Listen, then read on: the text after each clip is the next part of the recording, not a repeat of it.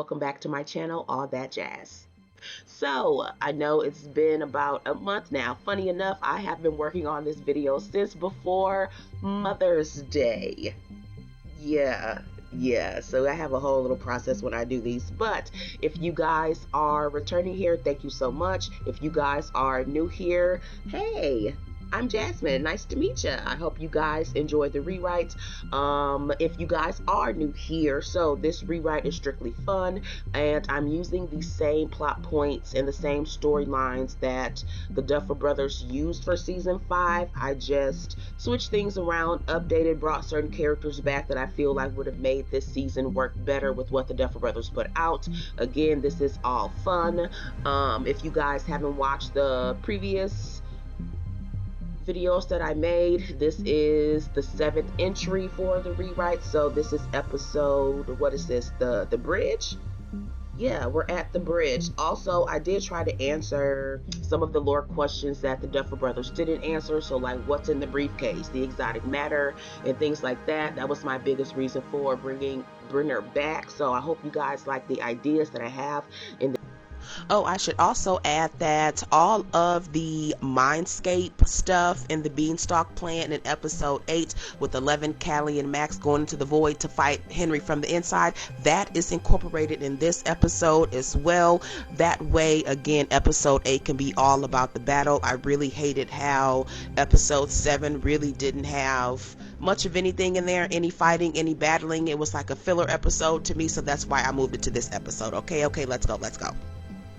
This format will also be read off more so like a voiceover / script versus me going through specific scenes in the episode that I'm keeping or scratching. So here is episode 7, The Bridge.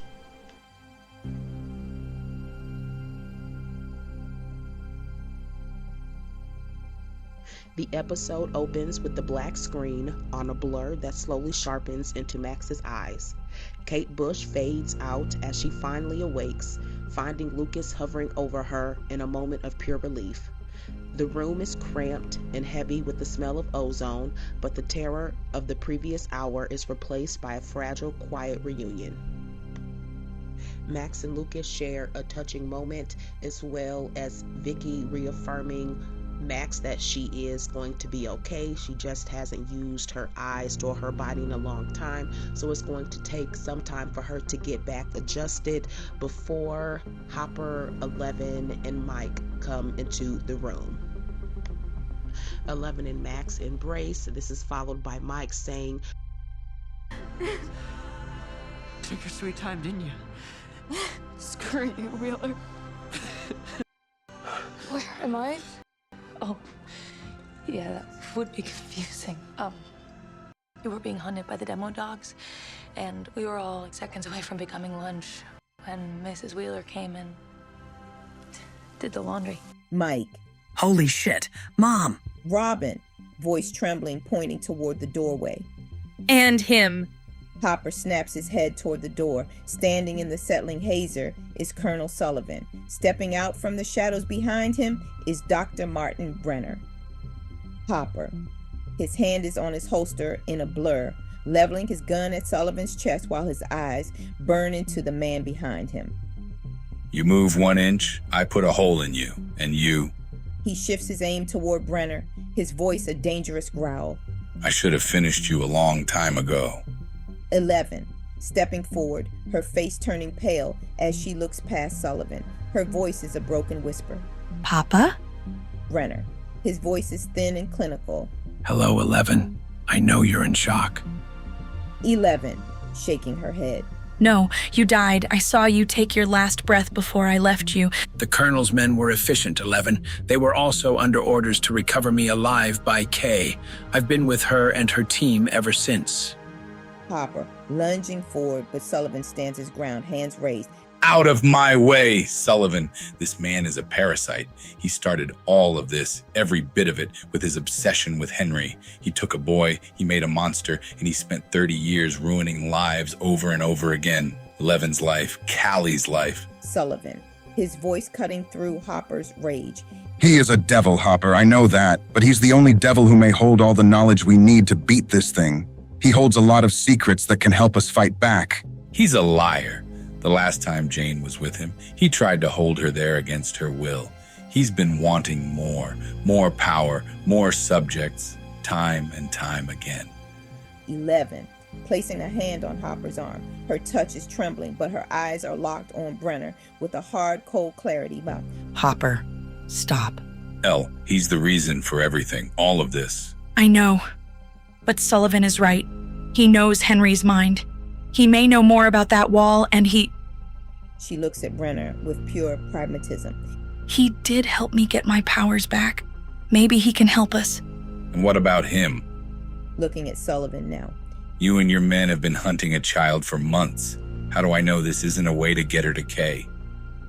I broke Owens and Powell out of their cells myself, Jim. I'm choosing to fight on the right side now. Kay has been lying to me and my men. She let us believe the girl. 11 was the monster we should be hunting this whole time. Even now, her only focus is finding 11. I will not betray my country or its people for anybody's sick obsession to create more subjects like 11 and 8. And if that means dragging this man out of the dark so we have a chance to kill the thing he created, then that's what it'll be. Hopper. He doesn't lower the gun, but he steps back. He looks at Sullivan, then at Karen Willard. You're lucky she's alive, Colonel. Because if you're lying, if either of you touches my daughter, I'll make sure there's nothing left to bury. Max, voice weak but sharp, cutting through the tension to switch the subject. Vecna. He'll be angry. He'll try and find me. He'll know he escaped. Where's Holly?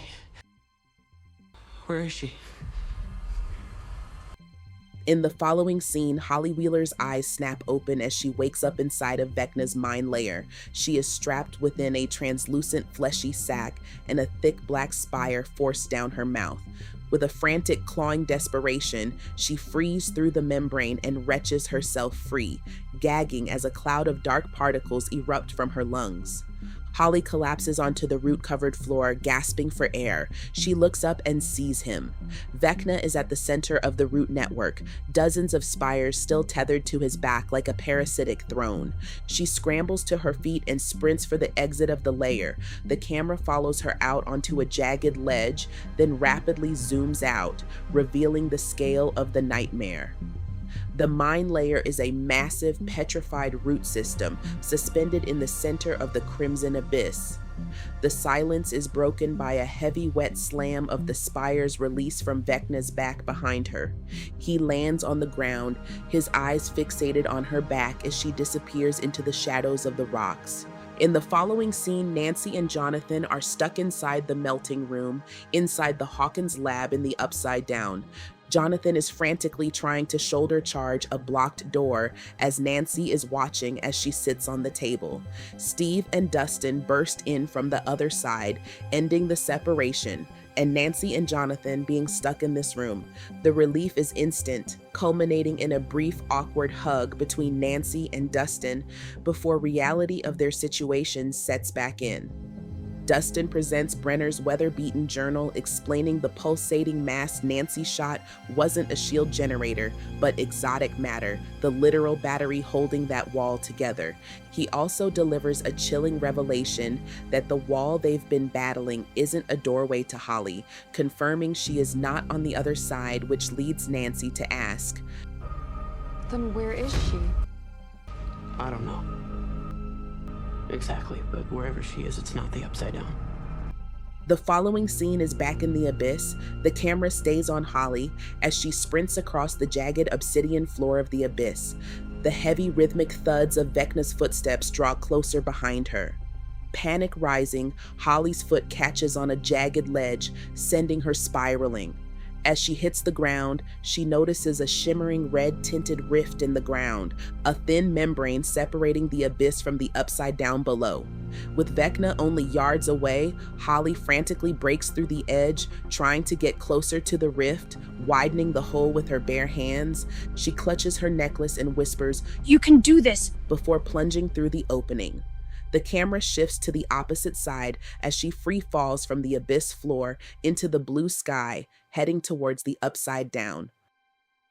Back at Hawkins' lab, Nancy, Jonathan, Dustin, and Steve are still going through Brenner's journal when all of a sudden a subtle high-pitched scream comes out of nowhere, causing Nancy to freeze with her blood running cold. What was that? What was what? Holly. Nancy, Steve, Jonathan, and Dustin sprint out the room, heading towards the stairs to the roof. We cut back to Holly, who is still free falling through the air.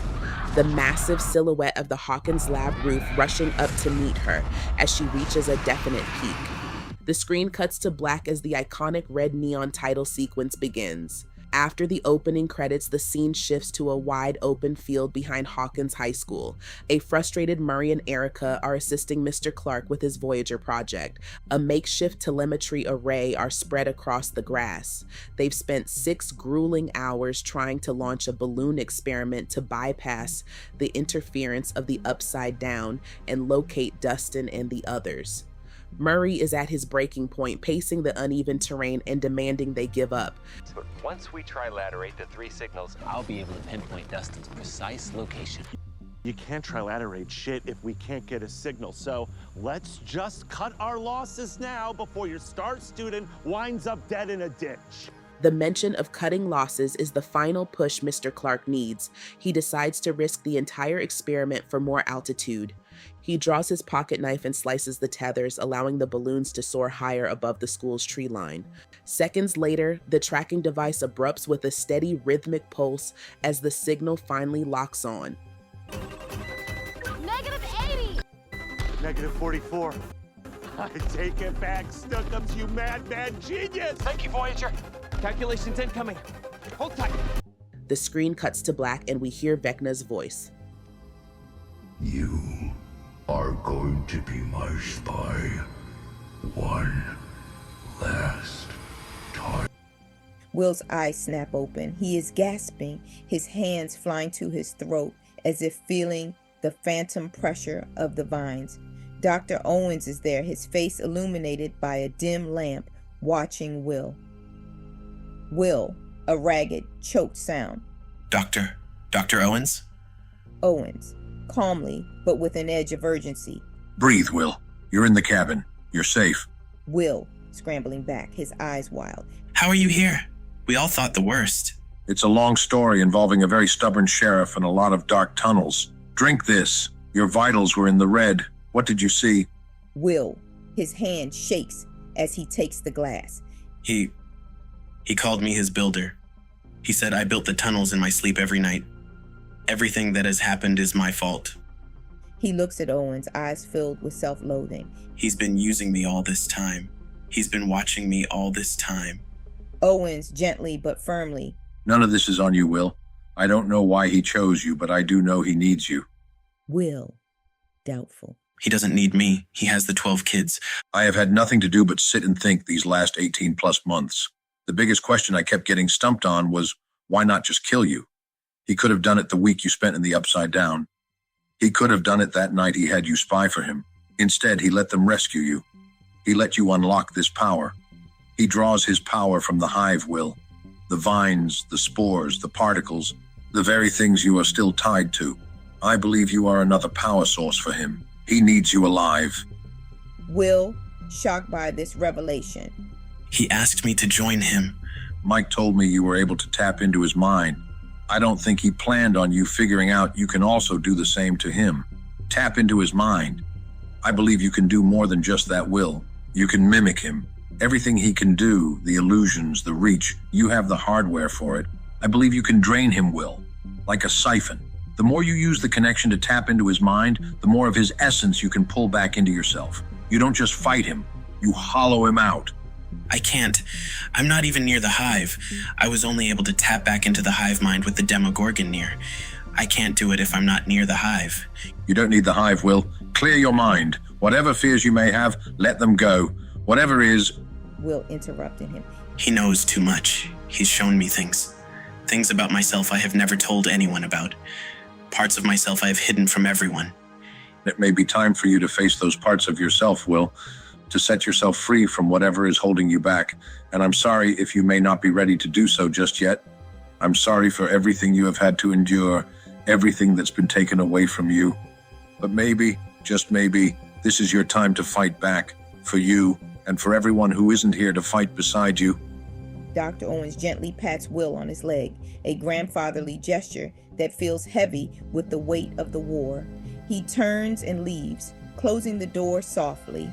Will is left alone in the silence. He closes his eyes, trying to clear his mind, as Owens suggested, but the images of Joyce, the tunnels, and Mike's face flash behind his eyelid like a fever dream. The following scene is outside Hawkins Memorial Hospital. Tires screech as a massive fleet of military convoys pull up to the entrance. Dozens of heavily armed soldiers jump out of the vehicles, sprinting into the building in a hurry to secure the area following the Demodog attack inside, leaving some of their men dead. Vicky is casually pushing an empty wheelchair down the hall, completely caught off guard as the soldiers brush past her. The camera cuts back to the laundry room, where Max is explaining her last encounter with Holly to the group.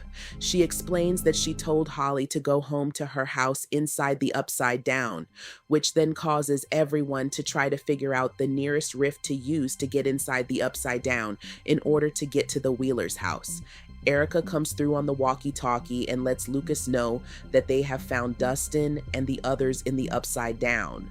As the group is continuing to talk about how to get into the Upside Down, all of this information is new to Karen, who is completely oblivious to any of this lingo because she's been out of the loop this whole time, causing Karen to have more questions as she tries to understand exactly where is her daughter. Are you saying that Holly is trapped under a steel plate?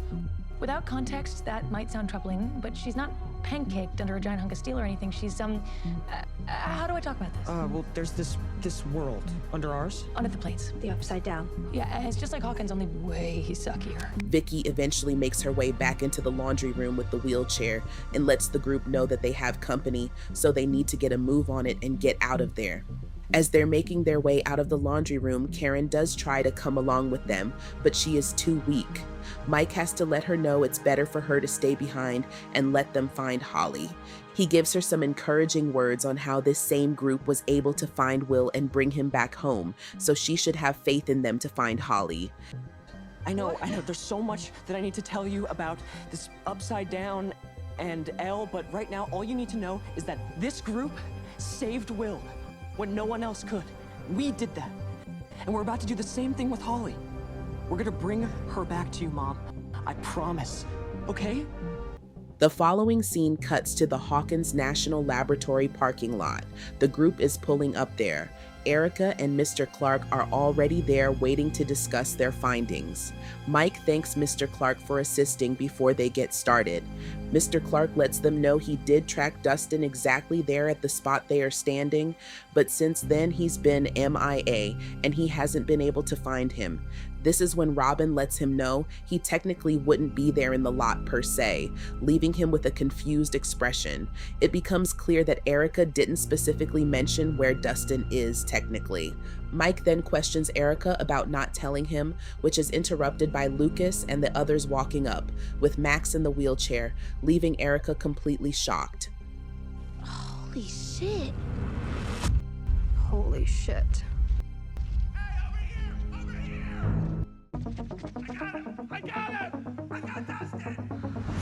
The entire group pivots, racing to where Murray is calling for them on the other side of the lot. Through the walkie-talkie speakers, we can hear an unyielding static. Mike tells Murray that he doesn't hear anything, but Murray tells him to have patience as the static continues to spur. Eventually, they hear Dustin come in asking if anybody is there. Mike instantly tries to tell Dustin about Holly escaping from Vecna and that she's on her way to the Wheeler's house in the Upside Down, and that they need them to have some kind of rendezvous to go and get Holly. However, you can hear Dustin come through again on the radio very statically, but very vaguely you can hear him say, Dustin, I'm losing you. Dustin? Am I going crazy, or did he just say that he found Holly? Following this moment, The group is trying to make their way inside of the Upside Down using one of the covered rifts. As they all walk toward the closest rift, Lucas questions how it is Holly came in contact with Dustin, Nancy, Steve, and Jonathan inside the Upside Down if she was supposed to be going to the Wheeler's house as instructed by Max. Mr. Clark is of course confused and questioning how Dustin could be stuck under a steel plate. Hopper stops them all before walking up to the rift after he sees the security cameras. Mr. Clark offers to go back to the school where he has a spectrum analyzer that would allow him to jam the transmission of the security camera. Hopper tells him he's overthinking it. We cut to the control room inside the Hawkins lab where we see the live camera footage surrounding that rift go blank. The scene cuts back to the group standing behind 11 as she uses her powers to break the cameras altogether. They get closer to the steel plate as 11 uses her powers to open one of the panels, showing the red rift leading to the Upside Down. They get inside the Upside Down and begin to search for Nancy, Steve, Dustin, Holly, and Jonathan. As the group is searching for the others, Max and Lucas are waiting outside of the open rift, keeping watch and checking in to see if they have found anything. Back in the Upside Down, Mr. Clark is amazed by all of the vines and things that he is seeing for the first time, experiencing the Upside Down. Vicky asks Robin if it's safe for them to even be breathing the air that's down there. Eventually, they do find the others, and they embrace with a hug. However, as Nancy walks up with a very upsetting, grim look on her face, Mike understands in that moment Holly is not with her, prompting him to ask, Nancy? Where is she? Where's Holly? Following this moment, we see the full scene of what happened to Holly after her free fall from the abyss to the Upside Down. And just to give you a heads up, I did change this scene. Nancy is flipping through Brenner's journal with Dustin, Steve, and Jonathan hovering over her shoulder. All of a sudden, Nancy hears screaming. What was that? What was what? They all start running towards Holly's scream. Holly is falling fast, rocks and boulders all around her floating as she falls. She's screaming for her life as she plummets further down as she sees the top of the Hawkins lab coming closer and closer towards her. Nancy makes it out the door to the roof first, hearing Holly screaming her name. There she is. Holly is stuck mid-air, pleading with Nancy to help. All of a sudden, a blinding surge of white light erupts from the exotic matter. In the flash, Holly falls into the matter and vanishes instantly. Nancy, a scream that tears her throat. Holly, no! Nancy doesn't stop. She scrambles toward the edge of the exotic matter, intending to dive straight into the swirling energy. Jonathan slams into her, pulling her back as far as he can. Nancy, fighting him, clawing at his arms. Let me go! She's right there! I can get to her! Jonathan, grabbing her face, his voice breaking. Nancy, look at it! There's nothing there! You'll die! No, not Holly. Not her too. She collapses into his chest, her body shaking with violent sobs. Please, Jonathan, let me go. He can't take her too. Steve and Dustin stand paralyzed in the background, staring at the empty space where the girl once was. The exotic matter continues to swirl. Back in the Upside Down. It was like something had a hold of her, but you couldn't see anything. It was him, Vecna. It had to be. It just doesn't make sense, though, when you think about it.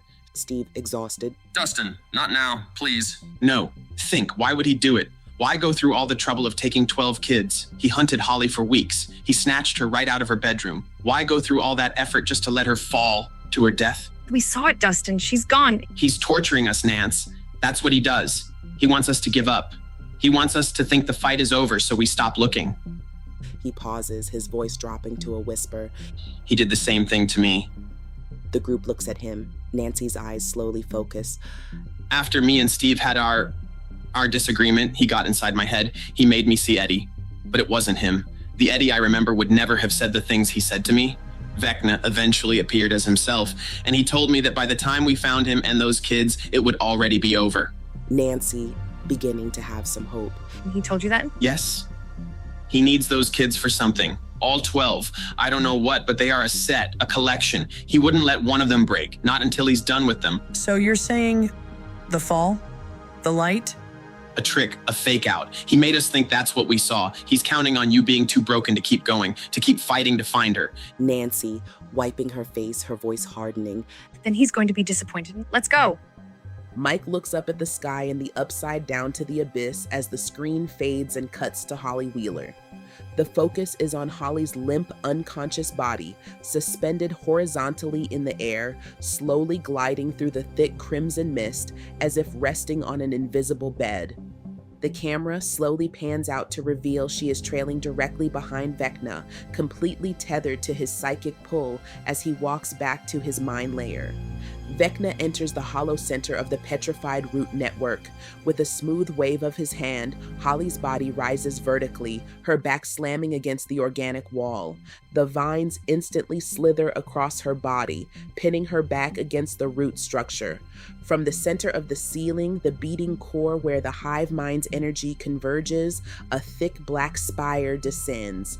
It's forced back into Holly's mouth, locking her back into the simulation. Vecna steps close, his eyes completely dark as he looks down on her face. Then he says, Don't worry, Holly. It will all be over soon. It will all be over. Following this scene was originally a scene with Sullivan telling Akers and Dr. K what happened at the Maxie compound in episode 4. If you remember, I did move that scene and rearrange it, I believe, in my episode 5 rewrite. So this scene has been updated and switched all together with just Dr. K and Lieutenant Akers. The hospital ward is sterile, lit by cold, humming fluorescent lights. Lieutenant Akers enters, his footsteps echoing on the tile. He stops in front of the secure unit where Sullivan was being held. His bed is empty. Akers makes his way over to the next compound to see if Sullivan was just released from the ward early. He quickly realizes the holding cells are even empty. Akers, into his radio, voice low and sharp. We have a breach in the secure ward. Sullivan is gone. Akers moves quickly through the compound, entering the command center. Dr. K is standing over a series of monitors, her back to him. She doesn't turn around. Ma'am, Sullivan. He's missing. I think he took the sheriff and Owens with him. He didn't just go missing, Lieutenant. He's chosen his side. Ma'am, we don't know that. Sullivan is a career soldier. He might have been compromised or... Owens and Powell didn't pick those locks themselves, and the security feed in that sector was looped from Sullivan's personal override. Who else do you think let them go? He's a traitor. Plain and simple. Akers, stunned. I've served under him for years. If he's out there, he might be trying to reach the girl himself. He knows how dangerous she is. Dr. K, stepping closer, her presence intimidating. Then he should have done his job and ran his plans by me. Now he's just more noise we don't need. She looks at Akers intently. You're in charge of the field ops now, Lieutenant. Forget Sullivan. Your focus is the girl. We need her blood to fix what Brenner broke. More reinforcements are arriving by 0600. If you and your men get any sightings of her, call it in to me personally. And remember, Lieutenant, you've been nothing but a disappointment to me and your country thus far. Don't make me regret this promotion. Yes, ma'am. And if we find Sullivan... If you find him, you bring him to me alive. I want to look him in the eye when I put the bullet in him myself. Dr. K walks off, leaving Akers standing alone in the middle of the compound. He looks shook, the weight of his new promotion settling in. Then shortly after, Akers gets notified of the rift breach at the Hawkins laboratory. The van pulls up outside the radio station with Lucas and Mike getting to work to help Max out of the vehicle and into her wheelchair. Just as she settles in, a car roars down the driveway, kicking up the cloud of dust. Chief Powell, Dr. Owens, and Will arrive from Hopper's cabin, throwing the doors open before the vehicle even stops. Will spots Max instantly from the car and sprints hard across the gravel towards her, his face a mask of total relief. He lets out a breathless laugh as he steps back from her chair, and Max looks up at him with a faint, familiar smirk cutting through her fatigue. I leave you alone for a second, and you turn into a sorcerer. It was a little more than a second, and I'm not really a sorcerer. It sure seemed like it to me. Lucas steps up to take the handles of the wheelchair and pushes Max towards the front doors of the squawk. Hey, you up for a tour?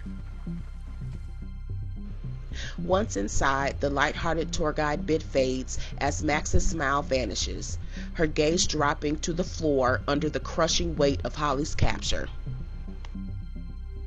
I should have stayed there. I should have kept her safe. Then we all be screwed. You've been in Vecna's mind. You can help us beat him. No, I can't. Dustin then appears from behind after overhearing the conversation between Lucas and Max. I don't even know where Vecna's keeping Holly. Well, it's a good thing I do. I know where she is, but the real challenge is getting there. Gotta show you guys something. Dustin stands at the center of the room, tapping a chalkboard covered in scribbles of the lab in the sky. Okay, so this is Hawkins, and this is the Upside Down. We've always assumed the Upside Down was another dimension opened by Brenner, but it turns out it's actually a bridge. More specifically, an interdimensional bridge that rips through space-time. It is wildly unstable, but held together by exotic matter, which we found dead center right above the lab. In theoretical physics, they call this type of bridge a wormhole.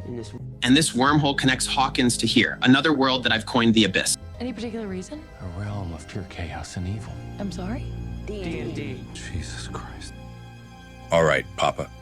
You're standing right there. You want to explain why there's a giant ball of exotic matter above the lab? Brenner stepping forward, cold and clinical. Because in 1979, when 11 banished Henry, the rift she created was a wound that wanted to heal. It was collapsing. If I wanted to find where he went, I needed a stabilizer, something with negative energy density to act as an anchor. We synthesized the matter on top of the roof in the years that followed in case anything else happened where a gate was opened. The hope was it would be powerful enough to hold open this dimension for us to study and find Henry. It wasn't until '83 that we actually got to test it. When 11 made contact with the Demogorgon, the exotic matter kicked in instantly. It forced the walls of the rift outward. It kept the mother gate in the lab open long enough for us to actually explore. And your men, the ones who went in, did they find the wall? They reached the perimeter, the wall. At first, it was weak, translucent. They tried to push through, thinking there was something on the other side, but they were met with nothingness. The space outside the wall isn't a world. It's a vacuum of non-existence. My men didn't just die, they ceased to be. By the time Will was found, the wall was becoming more stable. That wall is the only thing keeping the bridge from being swallowed by the void. That's why the Upside Down, as you all call it, is stuck on November 6th, '83. That's the day the bridge opened, yes, but it's also the day the exotic matter activated and began the stabilization. Exactly. And ever since, Henry and his army have been using that stabilized bridge to cross back. We kicked Vecna's ass last year, but he just fled across this bridge back to the Abyss to lick his wounds. What a pussy. Sullivan stands in silence, looking at the group with a mixture of confusion and intense intrigue. His hard military exterior cracks as he processes the sheer volume of the truth, realizing this is the actual monster he should have been hunting all along. So all this time, this monster, Vecna, has been hiding in the sky. Explains why every crawl led to a dead end. He was hiding in the sky the whole time. Yeah, but why is he taking kids up there, Will? For the same reason he took me. The minds of children are weaker, more easily molded. He's channeling his thoughts through them to amplify his abilities. He's using them as a battery. Amplify his abilities to do what? Move worlds? Holly said Henry told the kids they would help him draw the worlds together. He wants to move the Abyss, crash it into Hawkins. No, not crash. Merge. Henry wasn't licking his wounds. He was making rifts, weakening the Abyss, just like he weakened Hawkins. So when the Abyss and Hawkins collide, they become one. He's remaking the world. How long do we think this takes? To move worlds? Are we talking like weeks? Or is this gonna take some time? Not weeks, I'm sure. Maybe a matter of hours. We better hope we have some time. Because if this is all correct, we have to get 2,000 feet in the air, find our way into the Abyss, free Holly and the kids, and kill Vecna all before our worlds merge. And if my theory's right, he's gonna move worlds tonight. Have I mentioned how much I hate your theory? Me too. Me three. I hate all of them, but at least now we know what we're up against and what we need to do. We just need a plan. In the pristine false reality of the Creel house mindscape, upstairs in a brightly lit bedroom, Henry stands over a passed out Holly. He carefully places her into the bed and pulls the warm blanket over her shoulders, maintaining a gentle, grandfatherly facade as Mary knocks on the door softly to check on her. The scene shifts downstairs to the living room where Henry gathers all the children. He expertly manipulates them, spinning a web of lies about how Max is the servant of the Black Thing who has corrupted Holly's mind with awful stories about him. As the children argue amongst themselves, Henry suddenly plays victim, pretending he has failed and that they all should give up. Defiant and completely brainwashed, Mary insists that they can save Holly and fix her mind if they all try to talk to her. The other kids immediately rally behind this idea, their voices shifting into a chilling, robotic chant. Back to the light. Back to the light. Back to the light. Back to the light. An evil, sinister grin spreads across Henry's face as he listens to the children continue to chant. The scene cuts to the daylight of the Hawkins laboratory. Akers and a soldier walk across the grass toward the primary rift, while the other men fan out nearby, weapons raised as they check the perimeter. They reach the edge of the pit. Akers looks down at the multi-ton steel blast plate that has been violently ripped open. Its massive bolts snapped completely away. He smirks. She's getting reckless. Sloppy. Could be one of those damn monsters. A monster who breaks padlocks and cameras. It's her. Rally the rest of the team. Tell them to lock and load. We're going in. Back at the squawk, the group continues to brainstorm ideas on how they can get up to the abyss. The room erupts into a rapid, high-stakes debate as Hopper initially proposes utilizing a captured military helicopter to breach the dimensional line. The party immediately shoots the plan down, citing the massive 40-foot rotors and the tactical impossibility of flying a chopper straight into a narrow rift. Steve aggressively shuts down the argument by pulling out a flashlight and a slinky, mapping out an alternative climb plan. He explains that by using 11 and Callie to psychologically ambush Vecna, they can halt the dimensional movement and transform the stabilized connection into a literal beanstalk they can climb towards the abyss. Nancy builds on this strategy, pointing out 11 needs to reach the upside-down lab to use the sensory deprivation bath to launch her mental assault. As the final elements of the Sky mission lock in place, Chief Powell and Dr. Owen step forward to anchor their defense on the ground. If you all are going up, someone needs to hold the line down here. If these worlds merge, it's not just about the monsters in the sky, it's about the panic on the ground. Calvin is right. If we're going to blow that exotic matter, we need to make sure the town is evacuated or at least ready to fight back if our plan goes wrong and the fight comes to Hawkins. I know this town. I know the people who won't just run. Residents have been angry. They want answers. They'll want to defend their homes more than ever now after this lockdown. If I can get to the emergency broadcast system and rally the residents, we can create a distraction.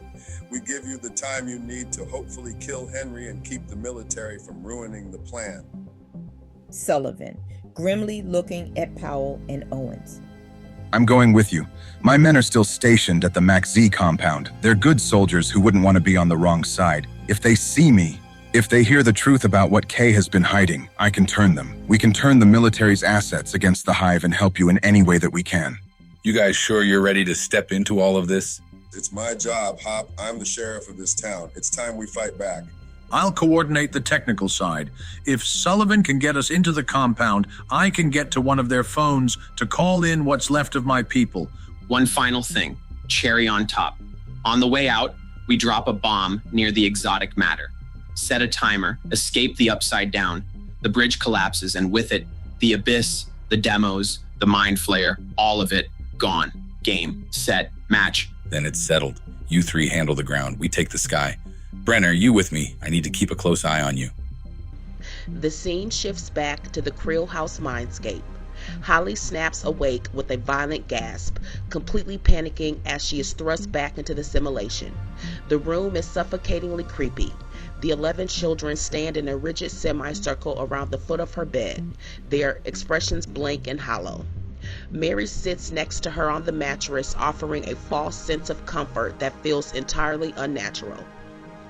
Holly frantically tries to warn her friends, desperately pleading with Mary and Derek to understand that the grandfatherly figure of Mr. Whatsit is the true monster and that they are all trapped in a massive lie.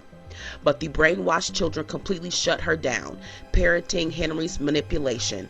They gently but firmly tell her that Max was the real monster, that her mind has been twisted, and that everything she believes about home is an evil lie. Holly begins to sob, feeling entirely isolated as even Derek turns away, leaving her to believe she is just stupid for falling for the trap. As Mary leans in closer, telling her she returned just in time, Holly's survival instincts take over. She grabs the vintage boombox Henry gifted her and violently swings it at Mary's face. Breaking through the circle of children, Holly sprints out the room, shoving Thomas out of her path as the house erupts into an aggressive, terrifying chase. Thomas recovers quickly, violently hurling Holly down the first flight of stairs and screaming for the others to trap her. Holly scrambles to her feet, desperately pushing past the others as they close in on the landing. In the chaos of the struggle, Mary reaches out and grabs Holly by the necklace, pulling her back. The tension on the chain becomes too much and the necklace snaps, sending the cleric figurine and the beads scattering across the floor. Losing her footing in the scuffle, Holly is knocked off balance and falls down the next flight of stairs, the sound of the pursuit echoing above her.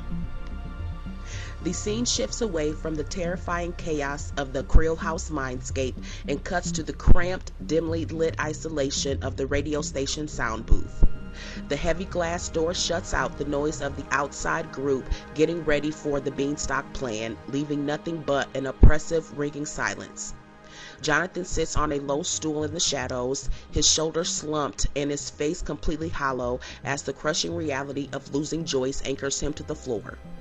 Will steps into the small room, his own eyes heavy with the mixture of grief and pure exhaustion. For a long moment, neither brother speaks.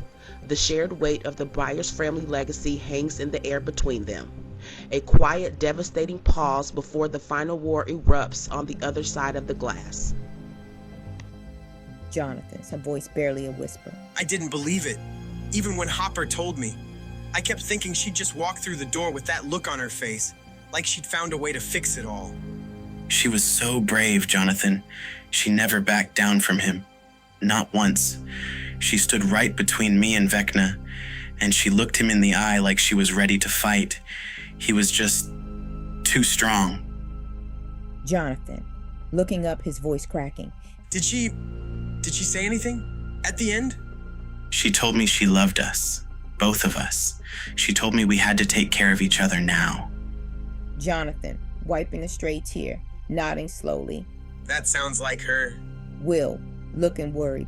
She told me one last thing. She told me not to let him change me. She told me that no matter what Henry tries to do, or what he tries to show me, I can't give in. I have to stay who I am. Jonathan, leaning forward, looking at Will closely. Will, what is it? You look like you're carrying more than just the plan. I'm scared, Jonathan. Not just for the plan. I'm scared of what happens when I finally face him. We're all scared, Will. No, it's different. Henry, he's like a mirror. He looks at you and he finds the parts of you that you've buried deep. The parts you think are wrong. The parts you're ashamed of. He looks up at Jonathan, his eyes pleading for understanding. I've spent so long keeping those parts of myself hidden, even from you, especially from you. And I'm terrified that if I face him, those sides of me are going to come out in the light. And once they're out, I can't put them back. Jonathan. He stands up, his voice low and unwavering. Then let them out. Will, listen to me. Whatever is inside you, whatever you're keeping in the dark, it's not wrong. It's not something he gets to use against you unless you're ashamed of it. I don't care what he shows you. I don't care what sides of yourself you're hiding. You're my brother. You're the best person I know. Nothing will ever change that. You really mean that? Jonathan, nodding firmly. I mean it. Mom knew it too. That's why she told you not to let him change you. She wanted you to be you. All of you. Will, wiping his eyes, his expression hardening with a new resolve. You're right. It's time I be brave. Jonathan. He pulls Will into a fierce, protective hug, the kind they haven't had since they were kids. We're going to do exactly what she said. We're going to look after each other, and we're going to finish this. For her. I love you, Will. No matter what secrets you hold, when you're ready, I'm here. Now, let's make her proud. Outside the squawk, 11 focuses her mind, her nose bleeding as she uses her powers to violently flip a massive semi-truck onto its side, the vehicle Murray uses to make high-stakes supply runs for the group. Well, I was hoping for a slightly more delicate landing, but I suppose that'll do. You're welcome. Callie stands directly next to 11, watching the display of telekinetic force with a sharp, suspicious intensity. Hopper and Murray watch the demonstration, the raw display of power only heightening Hopper's protective dread as he adjusts his gear. Of all the people she had to go with, it had to be her. Well, 11 trusts her. Maybe we should too, Jim. No, she's up to something. I'm sure of it. Elle's not going to listen to me. What happened to the two of you down there? She thinks I don't believe in her. Which isn't true, right? No, of course not. Well, have you told her that? She thinks she's invincible, and that's not the case. Yeah, that's not what I asked, Jim. Hopper. His voice tightens as he watches the two sisters across the yard, the crushing weight of Joyce's absence making his panic razor sharp. I can work on repairing things between us when I get on the other side of this, but right now, I need to make sure she gets out of this alive. That Callie makes one false move, I swear to God, I'm gonna kill her. I'm gonna kill her. I will not hesitate. Anything happens to Elle in that tank, I am pulling her out. I can't lose her, Murray. I can't. Murray looks at Hopper, seeing the broken father ready to tear down dimensions to save his kid. He grips Hopper's shoulder firmly. One last crawl. One last crawl. Back inside the squawk, Will sits quietly in front of the broadcast board, his eyes fixated on Dustin's complex, marker-drawn sketches of the Beanstalk plan. Vicky gently wheels Max into the space. Max breaks the silence by admitting the high-level physics of the plan gives her a massive headache, prompting Vicky to voice the anxious question on everyone's mind, whether the impossible strategy will actually work. Max darkly notes that it simply has to work, venting her deep frustration over being physically sidelined in the wheelchair and feeling completely useless to the upcoming assault. Will counters her instantly, pointing out that 11 and Callie will desperately need her mental strength in the mindscape.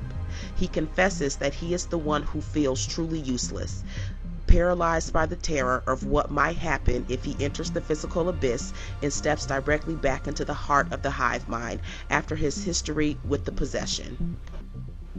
Max fiercely pushes back against his guilt, reminding him that his connection previously saved her life and that she is far too used to being targeted by the monster anyway.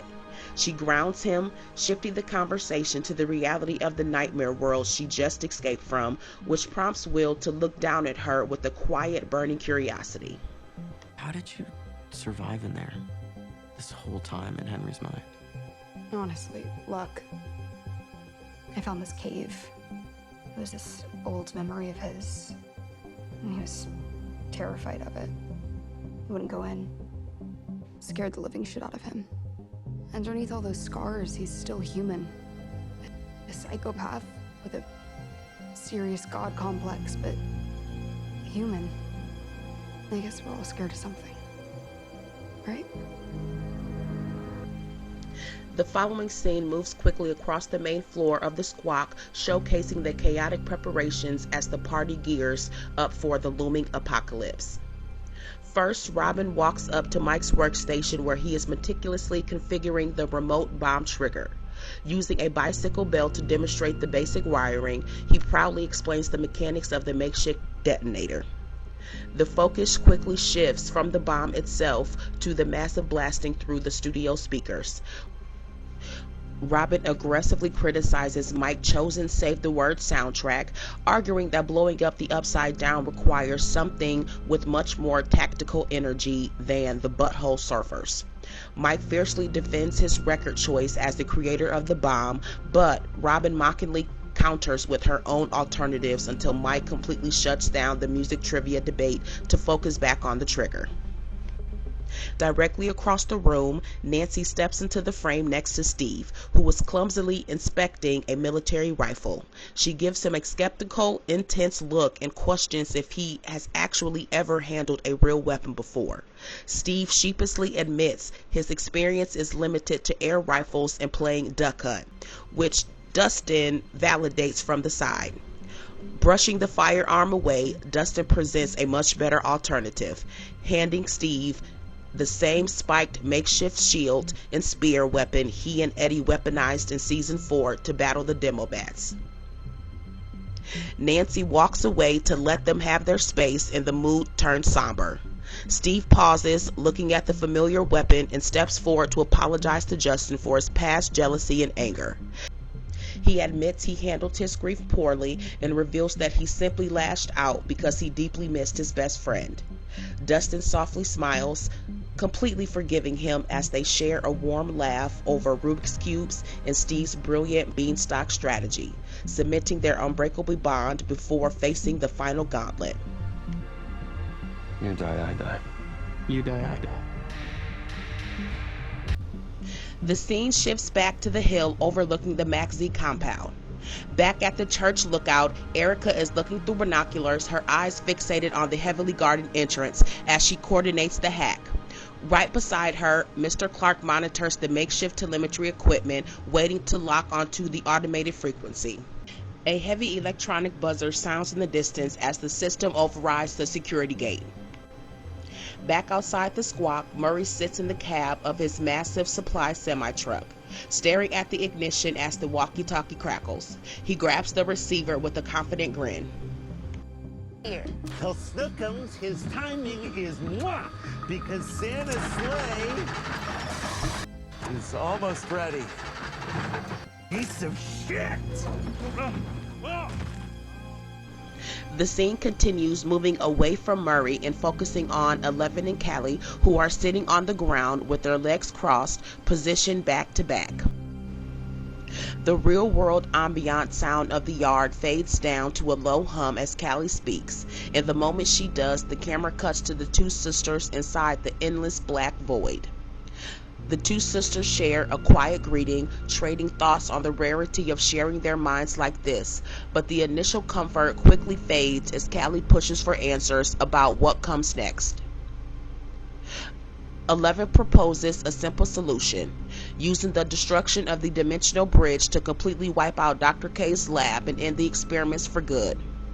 Callie immediately rejects the hope, noting that if they kill Kay, the government will simply build another lab and find someone else to take her place. 11 suggests running away to hide, but Callie bluntly breaks the fantasy. She warns that fleeing with Mike only binds temporary safety. When they are found, the military will kill Mike, steal 11's blood, and breed a new generation of lab children, and open more gates. Callie lays bare the reality of a vicious, never-ending cycle, insisting they have to power to stop it tonight. 11 looks up, completely caught up in her sister's gravity, and asks the real vital question: how can they do it? After we kill our brother, after the children are rescued, we don't leave with the others. We stay on the bridge. When the Upside Down vanishes, so will we. It is the only way, Jane. The only way.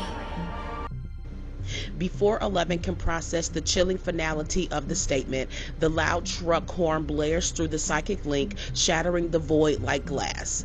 Murray leans out the window of his massive semi-truck with the engine roaring. You ladies done meditating? A Santa's sleigh is ready to fly! The yard is a blur of high-intensity movement as the party loads up the back of the semi-truck. Dust hangs thick in the air. While Mike and Nancy hoist in some of the equipment crates in the back, Will stands on the steps of the squawk, watching his friends. The weight of his connection to the hive mind, combined with the heavy reality of the suicide mission they are about to embark on, triggers a sudden, quiet resolve. He doesn't want to carry his last secret into the dark anymore. Will takes a deep breath and signals to Lucas, Dustin, Mike, and Jonathan, gesturing for them to follow him. They drop what they are doing and quietly head down into the basement, seeking a moment of absolute isolation before the final plan launches. The basement is heavy with the smell of dust and old electronics. While the chaos of the Beanstalk plan hums above them, the five of them stand in a tight circle. The silence is thick.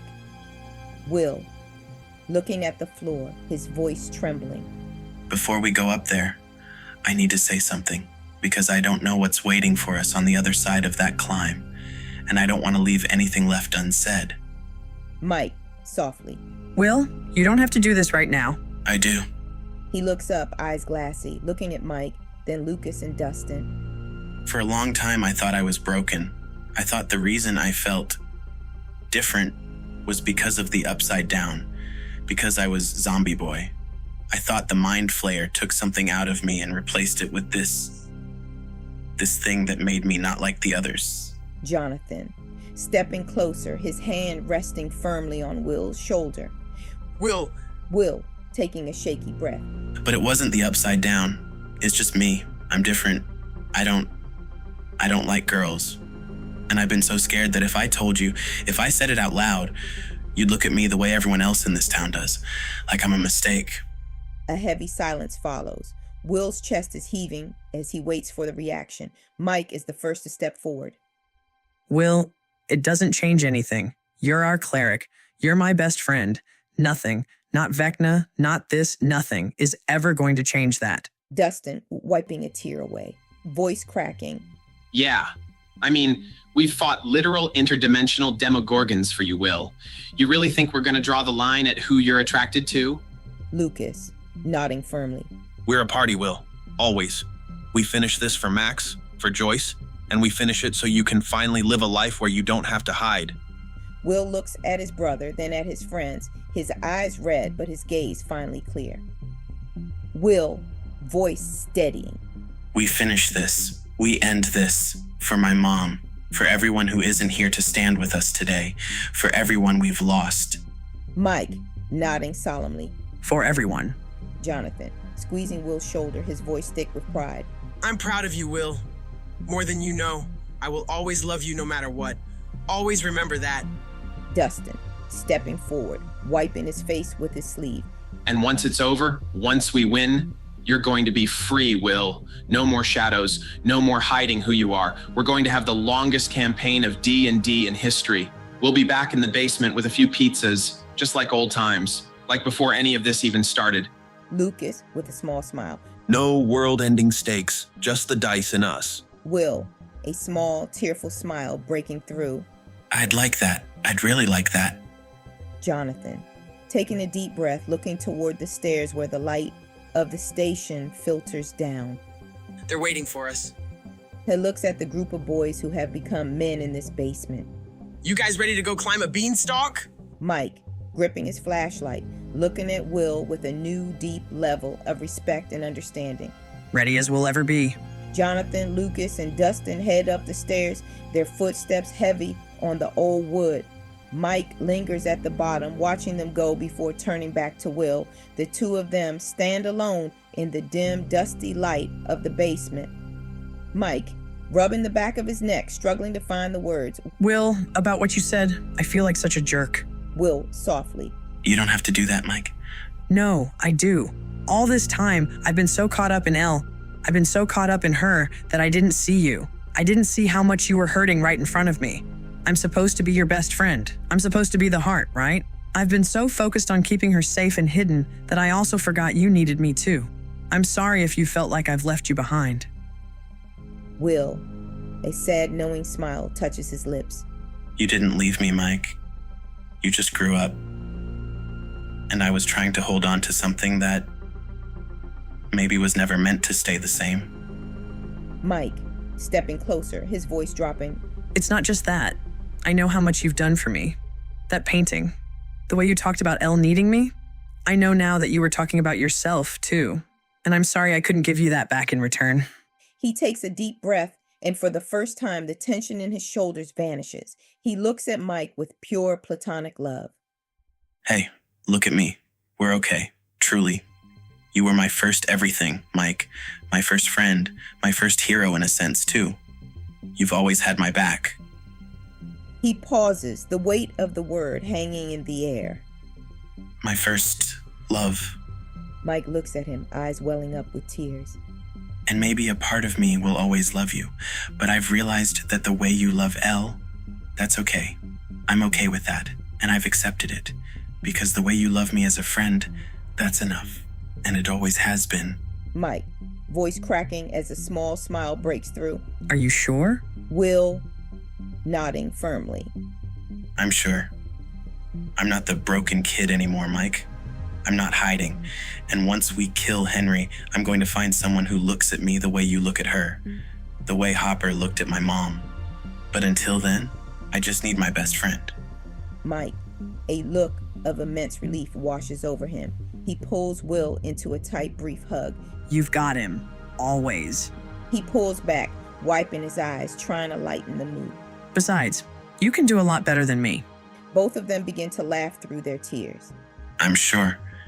Now let's go save the world. If we don't, we never get that pizza Dustin promised. They make their way upstairs, Will finally feeling the weight of his secrets finally free. The interior of the radio station is a storm of frantic preparation. Will, Mike, Lucas, and Dustin are in the basement. 11 sits on the roof of the squawk, looking out in the distance, preparing for what's to come. Brenner approaches her slowly, stopping a few feet away. He looks older. It's so odd seeing him without a nice suit on. Are you looking for something specific? My father, Otto, spent 40 years doing the same thing. I always wondered what he was looking for. 11 turns slowly, her brow furrowed. This is a name she has never heard. In 1943, he was on a ship called the Eldridge. They were trying to make it invisible to radar, but they accidentally tore a hole in the fabric of this world. The ship went into Dimension X. When it reappeared, he was the only survivor. He was never the same, but he did bring back something. What did he bring back? He brought back a piece of the entity, a shard of the Mind Flayer, kept in a lead-lined briefcase. When he returned, he was in a near-vegetative state with severely altered biology, including a unique, unidentifiable blood type. Before he died, he finally told me all about this Dimension X, how he witnessed the brutal death of his entire crew by Demogorgons and other monsters after the USS Eldridge accidentally teleported there. I grew up in the shadow of that obsession. I became fixated on replicating the incident and finding a way back to Dimension X. I needed to understand the power that stole my father's mind. Henry was a mistake. A colleague of mine was a spy who stole that briefcase and fled to a cave in Nevada. A curious young boy stumbled upon the greatest predator in existence. 11, curiously. So that's how Henry became Subject 1? Yes. Once I realized this entity was inside of Henry, he became my pursuit. I had to get him to a lab. I had to see what this thing would do to him. I have been a selfish man, 11. Always looking out for my own interests. I've had nothing but time to sit in the dark these last few months under Dr. K's care. Time to think about what you told me in Nevada. You said I was the monster, not you, not Henry, me. I wanted to prove you wrong, but seeing how Kay looks at you, her pursuit of you, I realized you were right. I've been the greatest monster of all. I thought I could control the shadow, but I only succeeded in feeding it.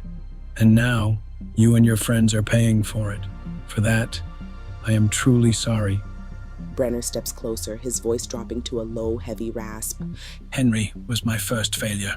I wanted to replicate his power in a soul I could keep pure. I used Henry's DNA. I inseminated your mother with the hope that a child raised in my care could be the correction, the hero my father's work deserved. 11, voice trembling. And the others? My sister? They were different. Callie, she was a natural-born psychic. I found her in London and brought her to the lab to be my control variable. I needed to see how a natural mind compared to my own creation. But you, 11, you are the only one who shares his DNA, the only one whose very existence was a design. 11 looks at her hands, the weight of her biological father's DNA finally making sense of the pull she's always felt toward the darkness. Henry is your father, 11, but you are the only one strong enough to beat him. You carry his blood, and you have the fire to burn him out. But there is something Henry doesn't see yet. The Mind Flayer is a hunger. If Henry falls, it will need a new vessel. He looks away at the view from the roof. I believe that is why Will Byers was the target in 1983. Henry didn't just take him. Unbeknownst to even himself, Henry was choosing his predecessor. He chose the only mind strong enough to endure the darkness without being consumed by it. Will is the key to the Shadow 11. You can end Henry, but you must protect the boy, because if the Shadow takes him, there will be no one left to stop it. 11, staring at him with a mix of shock and curiosity. What if I can't do it? What if... You are not alone, 11. I mean, Jane. You don't have to do it alone. I have a feeling I won't see the end of this, but you can. You have something Henry lost a long time ago, and that's love. And that love, it didn't come from that lab. It isn't something I could ever create. Everyone down there did. This family you found, the family you created. Lean on to them to end this. The heavy emotional silence from Brenner's confession lingers over 11, Henry being her father, Will being the chosen vessel, the Mind Flayer's hunger. She looks out at the horizon for a long moment before she speaks. If the Mind Flayer tries to take Will, can I stop it without losing him? Brenner is quiet for longer than she'd like. That pause alone tells her something. The Mind Flayer doesn't take by force initially. It offers. It finds the deepest wound a person carries and it fills it. With purpose, with belonging, with the feeling of finally being understood by something larger than yourself. Henry accepted that offer as a boy because nobody gave him a reason not to. Will isn't Henry. No, he isn't. Will has spent years resisting something that had every biological and psychological advantage over him. That kind of resistance leaves a mark. It also leaves a door. What kind of door? The Mind Flayer will know Will can resist it, so it won't offer belonging this time. It will offer something more specific, more personal, something only Will Byers would want badly enough to consider. 11 looks at him sharply. What? To matter. To finally be the one who ends it. To stop being the boy things happen to and become the person who chose his own ending. A long silence. 11 understands immediately how dangerous that offer is, not because Will is weak, because he is exactly strong enough to believe he could carry it.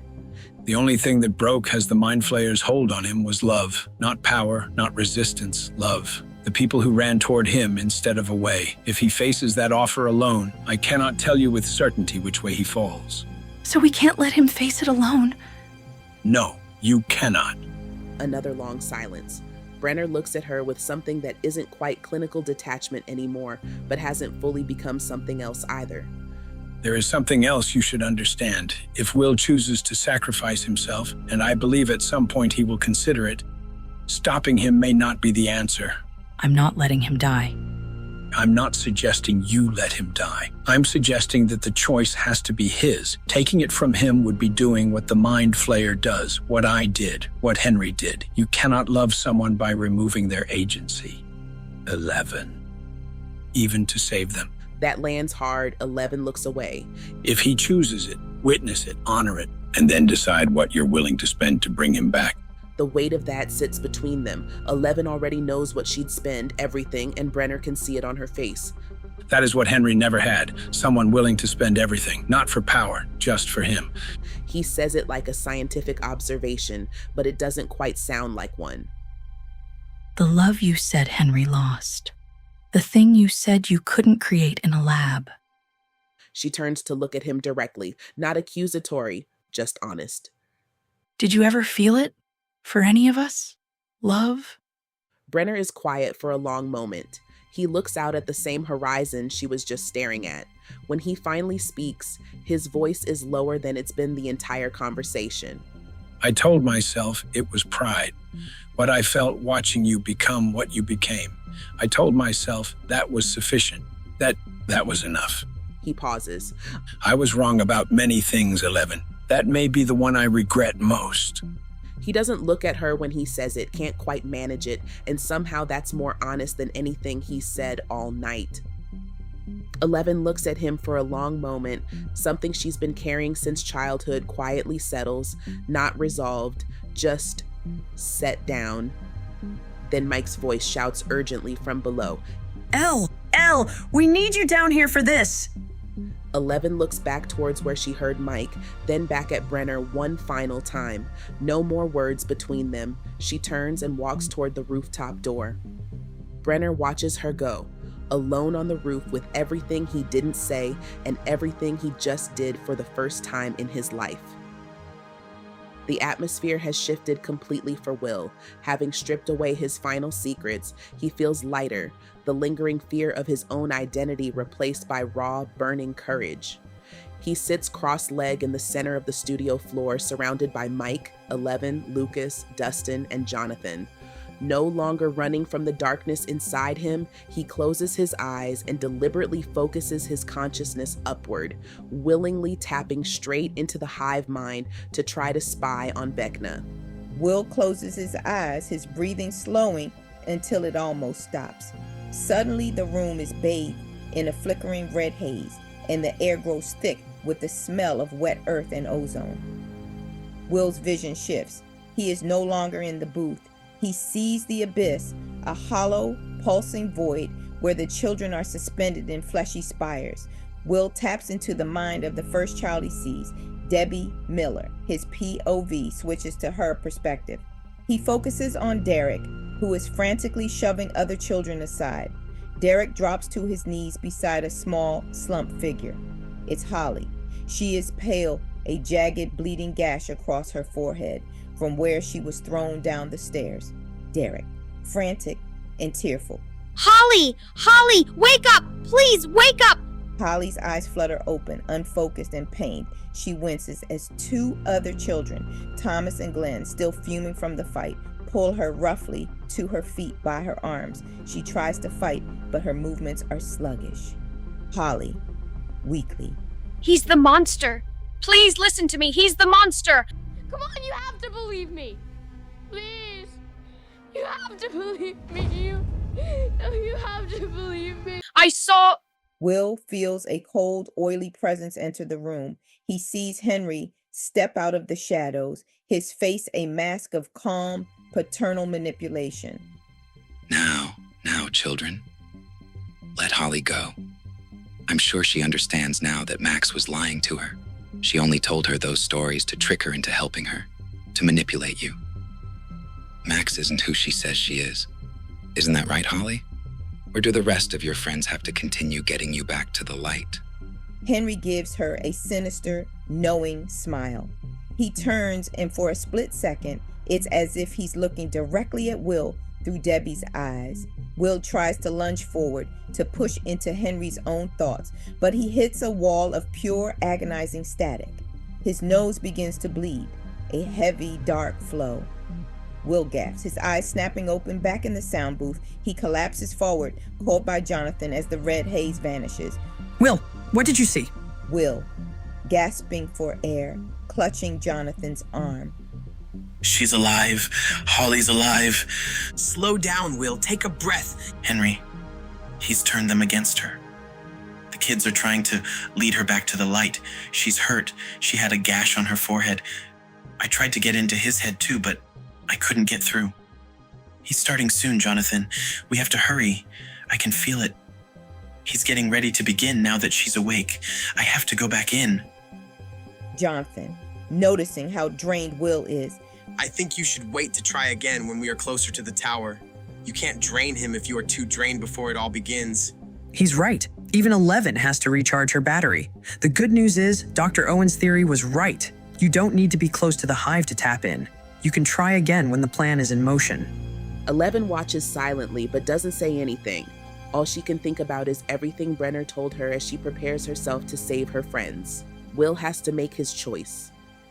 The Beanstalk plan is in motion. The compound checkpoint sits quiet. A lone guard occupies the small security booth managing the gate controls. The low, aggressive rumble of a massive vehicle breaks the quiet, vibrating through the small glass of the booth window. The guard steps out onto the asphalt, planting himself directly in front of the gate and peering down the road as headlights sweep across his face. Inside the cab, Murray grips the steering wheel with a manic grin and clicks his walkie-talkie. At the church lookout, Mr. Clark overrides the compound electronic system with one final keystroke. A heavy electronic buzzer sounds. The guard spins around in total shock as the fortified metal gates swing wide open without him ever touching a button. Murray slams his foot on the gas. The semi barrels straight through the entrance. The guard dives out of the way, scrambling across the gravel as the truck thunders past. Erica stays glued to her binoculars, tracking the compound defenses in real time as her telemetry device locks onto the next security barrier. The compound erupts into chaos as Kay and her men open fire on the incoming truck. Sullivan bursts through the top hatch, leveling his rifle and suppressing the guard towers with disciplined rapid fire. From across the compound, Hopper charges out of the radio shack, his weapon blazing as he clears the soldiers pinning down the truck's advance. Kay and her personal security detachment dig into their defensive positions, firing back hard. Murray wrenches the wheel sideways, positioning the rear doors directly toward Hopper. The party bridges the gap in one fast, synchronized motion, pulling Hopper safely inside and out of the crossfire. Sullivan drops from the hatch and makes his way out of the back of the truck. He and Hopper exchange a single nod of mutual respect as Sullivan runs for cover. Murray's hands wrench the steering wheel into a violent left turn. The massive semi screams into a skidding arc toward the ramp leading down to the library gate. The front bumper barrels directly toward Kay. She has less than a second to react, throwing her body backward as the truck roars past, missing her by inches. She hits the ground hard. Kay scrambles to her feet, her hand instinctively flying to her holster. She draws her weapon and levels it at the open back doors of the truck as it speeds away. Then she stops. Through the open doors, 11 stands completely still, unflinching, surrounded by the party on all sides. Across the shrinking distance between them, their eyes meet. 11's gaze calm and absolute, Kay's expression fracturing into something between fury and paralysis. She knows. Pulling that trigger won't give her what she needs. It never would have. Slowly, Kay lowers her weapon. The semi slams into gear and crosses the dimensional threshold. The roar of the real world cuts out instantly. The truck cabin fills with the muffled, heavy silence of the upside down. Outside the windows, the ash-filtered crimson sky stretches in every direction. Dark particles drift past the glass like slow-falling snow. Hopper glances over at 11. She feels his eyes and meets them. No words pass between them. None are needed. The party is completely silent for the first time. No quips, no plans, no arguments, just them sitting with the weight of what comes next, pressing down on all of them at once. A low rumble of thunder rolls through the ash sky outside. The ground trembles faintly beneath the truck's wheels. This is it. We cut back to the Max Z compound. The smoke is still clearing. Kay stands in the center of the yard, furiously barking commands at her remaining forces to prepare a pursuit unit. Before a single soldier can respond, her orders die in her throat. A massive wall of blinding headlights crests the road and sweeps across the courtyard. Dozens of civilian cars, trucks, and police cruisers pull up in a wide semicircle, their high beams cutting through the smoke and pinning every soldier where they stand. Hundreds of residents step out, many familiar faces. Sheriff Powell, Officer Callahan, Sam Owens, the parents of the party like Charles and Claudia Sinclair and Claudia Henderson, Wayne Munson, Parents of the children still at the compound like Winnie Klein, wife of the previous Hawkins mayor. Other parents of the missing children like the Turnbows, shop owners, teenagers from Hawkins High. They carry pitchforks, baseball bats, rifles, axes, and sledgehammers. Dozens hold makeshift Molotov cocktails and propane torches. Kay surveys the crowd. For the first time, her composure fractures. Not from fear, but from the sheer scale of what she's looking at. An entire town that's looking for answers she's not ready to give. Sullivan steps forward from the crowd. His voice trembles through the compound. Stand down, all of you. This is Colonel Jack Sullivan. I am ordering an immediate ceasefire. The soldiers in the guard towers waver, their rifles dipping as they recognize their commanding officer. Dr. K steps out of the command center, her face a mask of cold, sharp iron. K, her voice tight and low. Sullivan, I should have had you court-martialed the second you questioned my orders. Powell, stepping up beside Sullivan, his sheriff's badge gleaming in the torchlight. You don't have any orders here anymore, Kay. This town is under my jurisdiction now, and we're done being your lab rats. Kay, laughing, a dry, rattling sound. You think this is about you? You think a few angry patriots with matches can stop a machine this large? We are here to stabilize this world with weapons greater than you could ever imagine. Owens, his voice shaking with decades of repressed truth, speaking directly to the residents. This woman is a liar and a danger to this town. She has held me prisoner for months. When I refused to go along with her obsession of recreating the past, to drug and murder pregnant women. She told me she was only keeping me alive only long enough to make me the scapegoat if and when her program failed. He turns to the crowd, his eyes landing on Wayne Munson. He decides it's time they know the truth.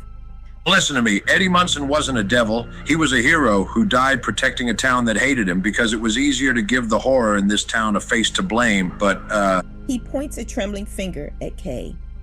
She covered it up. She let a boy rot in the ground as a murderer just to protect her obsession. A roar of fury and gas ripples through the crowd. Eddie's uncle, Wayne Munson, steps forward, clutching a lit torch, his face wet with tears. I know a lot of you think this town is cursed, but it starts with Hawkins' lab. I was a scientist there, and the things I've seen, what's coming for this town tonight, will be nothing like you've ever fought before. It could end us all. These monsters. Wayne Munson. Monsters? What kind of monsters? Creatures not of this world. They've been in Hawkins before. One killed Barbara Holland and took the Byers boy in 83. They killed Bob Newby in 84. They attacked the Wheeler house this week, killing Ted Wheeler and severely injuring Karen. These creatures kidnapped Holly Wheeler and 11 other kids, and Kay is doing nothing about it. He's telling the truth. 12 children are missing, and the military hasn't made a single plan to find them. The parents of the missing children step toward Kay, refusing to back down, demanding answers. Kay, her eyes dart into the soldiers, her composure finally fracturing. I don't care about your kids. If they all have to die in order for me to get what I want, then so be it. You are also pathetic. Turning to the troops. What are you waiting for? They are a threat to national security. Open fire. Sullivan, turning to his men, his voice booming. Do not listen to her. She's been feeding you lies since Nina. Those monsters didn't kill your brothers because of the girl. Someone else summoned them to attack us. He points to the massive, pulsing rift of the library gate. The girl is not the monster. Fight with me. Fight with us to save this town and those kids. The soldiers look at the gate, then at Sullivan, and then back at Kay. One by one, they lower their weapons. Kay, screaming, her face contorting. You fucking idiots. You small town nobodies. I will end all of you. I am the only thing standing between you and that void, and if I have to burn this entire town to the ground to get the girl, I will do it. I will kill every last one of you to get 11's blood. The silence that follows is absolute. The soldiers don't just lower their guns. They turn them toward her. Secure her. The soldiers surrounding Kay grab her, forcing her hands behind her back. It's over, Kay. You don't run this town anymore. We do. The crowd breaks into cheers. The screen shifts to darkness. A match flickers to life. The warm, inviting glow slowly illuminates the dining room of the Creel House mindscape. Henry stands at the head of the table, systematically lighting an array of candles one by one. The children sit in rigid, absolute silence. Their unblinking eyes track his every movement as their shadows dance against the walls. The camera slowly pans to reveal the back of Holly Wheeler sitting among them. The fully lit table comes into view. Henry lowers the match. His face hardens into a cold, quiet focus as he surveys his captive audience. At his silent command, the children automatically reach out, locking hands with each other in a continuous circuit across the table, a chilling chain of compliance. The camera finds Holly's face. The dried blood from the gash on her forehead stains her skin. Her eyes are watery and glazed, empty. She sits trapped in a heavy, compliant daze, entirely broken by the mental confinement. It's time. Henry slowly closes his eyes. Instantly, the feedback of the hive mind takes over the room. Starting from the far end of the table, the children's heads violently snap back one by one in a rapid, horrifying domino effect as their minds are fully channeled into the merger. The unsettling music drops out completely. What replaces it is worse, the rhythmic ticking of the grandfather clock, then the echoing chime, then the distant mechanical clicking of the gears locking into place one by one. Thunder crashes through the ash-filled sky of the Upside Down as the semi-truck comes to a halt outside Hawkins' lab. Murray throws open the back trailer doors. All right, lab rats, let's scurry up.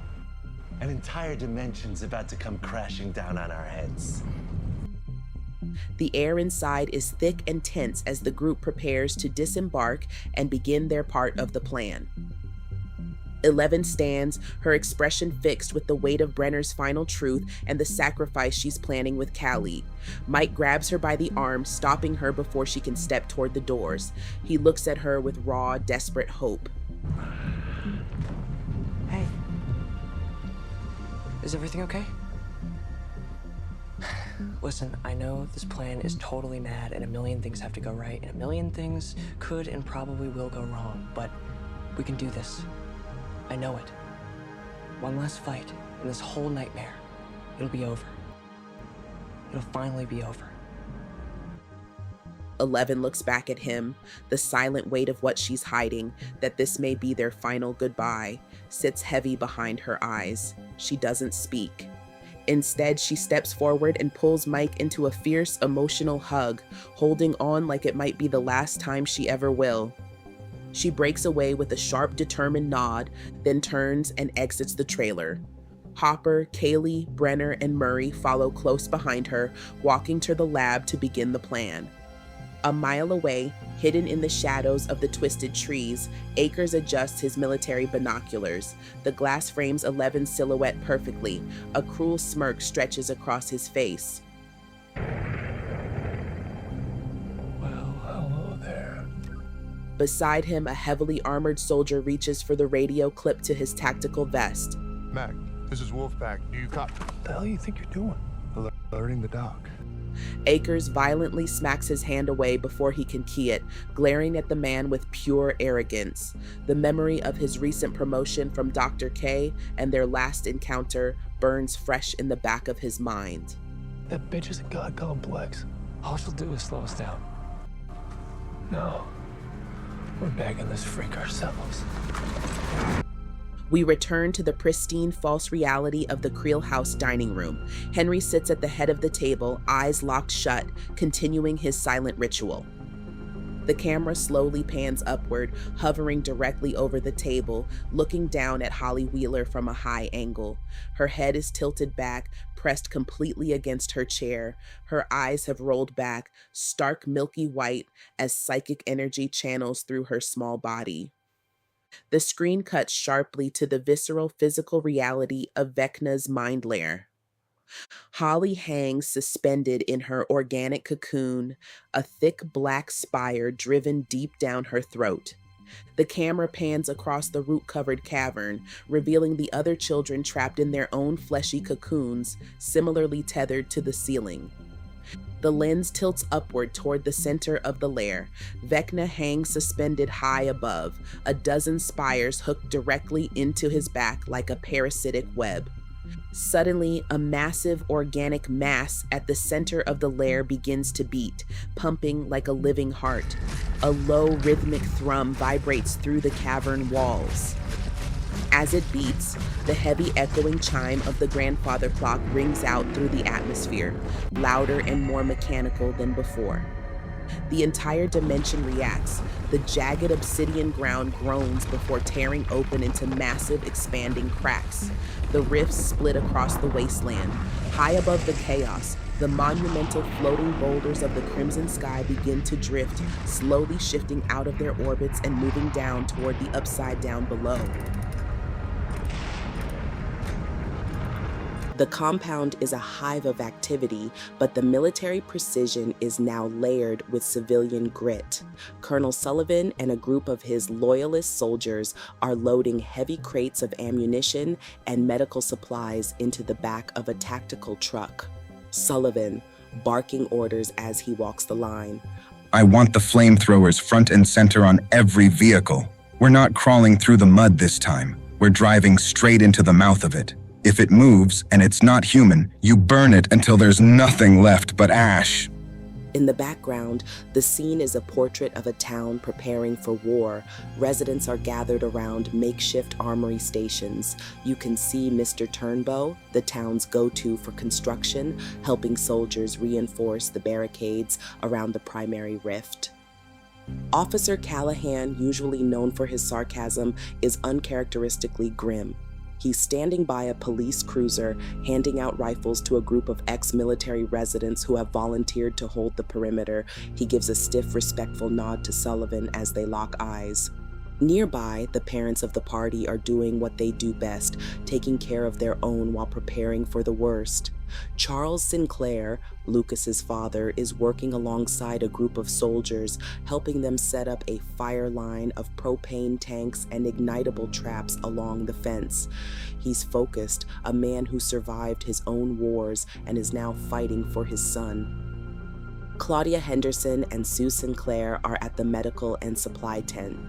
Sue is efficiently coordinating a group of residents who are packing survival kits, bottles of water, high-calorie snacks, and makeshift Molotovs. Claudia, her hands trembling as she loads road flares into a crate, pauses, her eyes darting toward the helicopters in the sky. She looks at Sue, her voice low. My Dustin, our boys, I don't know what I'll do if he... Her eyes begin to water and she looks away, overwhelmed by the sheer scale of the danger.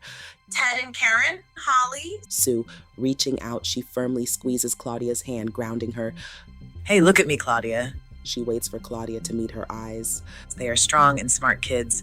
From everything we've learned tonight, they know how to fight. Karen is still fighting too. Claudia, a shaky whisper. He's just a boy, Sue. They all are. They've survived things we can't even imagine, all while we were at home without a clue. They've got this, and now they've got us. We're not letting them fight alone. We're going to make sure they come home. Across the yard, you see other familiar faces, the parents of the missing kids, Derek's family, and several other townspeople who were at the earlier standoff. Some are setting up massive sound emitters meant to distract the demo bats. Others are simply standing guard, torches lit, forming a human wall between the town and the void. Back at the church tower overlooking the Mac Z compound, Erica lowers her binoculars. She and Mr. Clark share a moment of relief, going over how far the others should be into the upside down after their successful breach and the capture of Kay, which gave the others even more time. How's it feel? What? Helping to save the world and all that? It feels pretty swell. Pretty goddamn swell. Their brief moment is cut short as the tower begins to tremble from below. The vibration builds fast. The old wooden floorboards shudder beneath their feet, the windows rattle in their frames, and a string of dusty hymnals slides off a nearby shelf.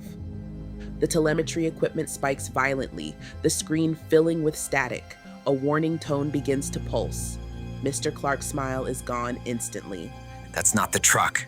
Erica raises her binoculars back to her eyes, scanning the horizon with growing dread. The merge. It's already started. A low rumble rolls beneath the compound, distant at first, almost imperceptible. Then it builds, a tremor underfoot, crates rattle, a loose tool clatters off a workbench. Everyone stops, soldiers, residents. Mr. Turnbow's hands go still on the barricade strap. Claudia and Sue both look down at the same time. Sam and Powell stand paralyzed, understanding what's happening. Near the primary rift, one of the heavy steel band-aids bolted over the gate groans audibly, the massive plate shifting against its bolts with a metallic shriek before settling again. The silence holds for a beat too long. Then Sullivan's voice cuts through it, sharper now, all business. Move it, wheels up in 5. I want every man on my team in the trucks now. The compound surges back into motion, faster now, more urgent. Mr. Turnbow tightens the final strap. Mr. Sinclair claps a soldier on the shoulder and steps back. Claudia's hand tightens around Sue's as she watches the rift plate settle uneasily. Back at the squawk, the signage outside the building flickers weakly against the dark. Inside, the heavy, ominous vibration of the church tower rumble echoes through the walls. Max sits rigid in her wheelchair while Vicky paces frantically, her breathing ragged as she clutches the walkie-talkie. Terrified the dimensional shift means an incoming horde of monsters, she presses the receiver button with a trembling thumb. Robin, do you copy? The whole building shook. Are they coming? Is it? The walkie-talkie crackles. We shift to the base of the massive beanstalk tower inside the Upside Down. Robin grips her receiver, voice strained but forcing calm as the Sky team prepares for the climb. Vicky, breathe. Save the panic for when we actually need it. Too early. Back at the station, Vicky lets out a breathless, anxious laugh. Copy that! Bottling it up right now! She releases the button. At the base of the tower, Lucas lowers his eyes from the sky. Still no sign of an evil moving planet, so that's something. Jonathan steps to the front, taking charge as he looks up at the staggering height of the tower. This is going to take time. We split across both exterior ladders. Nobody rushes. Use the landing platforms. Pace yourselves, rest when you need to. We don't make it up there if we're too exhausted to fight. All right. Let's do this. Back in the Upside Down at Hawkins' lab, deep in the lower levels, Murray pours fuel into the backup generator.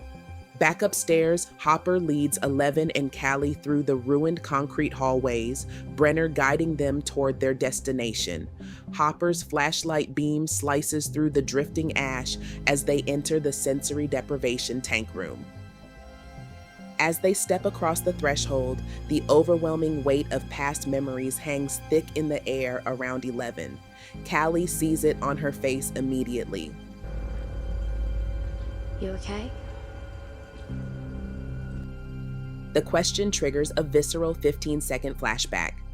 A young 11 stands in this exact room in 1983, surrounded by white-coated scientists. Brenner towers over her, guiding her toward the tank. The memory shifts into the infinite black of the void, 11 reaching out to touch the wet flesh of the crouching Demogorgon. The creature screams. 11 screams. A massive bleeding rift tears open in the wall. The flashback terminates instantly. The hum of the tank rises. Rusted fluorescent bulbs flicker to life, flooding the room with a pale buzzing glare. Downstairs, Murray finishes flipping the breakers, then heads directly to the roof to set the C4 charges. Hopper steps up to the steel lid of the tank and cranks the seal open. He reviews the knock system one final time. 11 and Callie wait until the abyss aligns with the tower before launching their attack. 11 catches Hopper's arm. Her eyes lock onto his with absolute terrified urgency. She has one final wish for Hopper before she steps inside the tank. If something does go wrong, I need you to promise me you won't pull me out. Not until I'm sure he's dead. Hopper's chest tightens.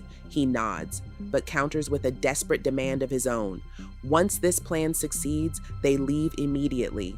Whatever fallout Dr. K and her military forces leave behind is a problem for another day.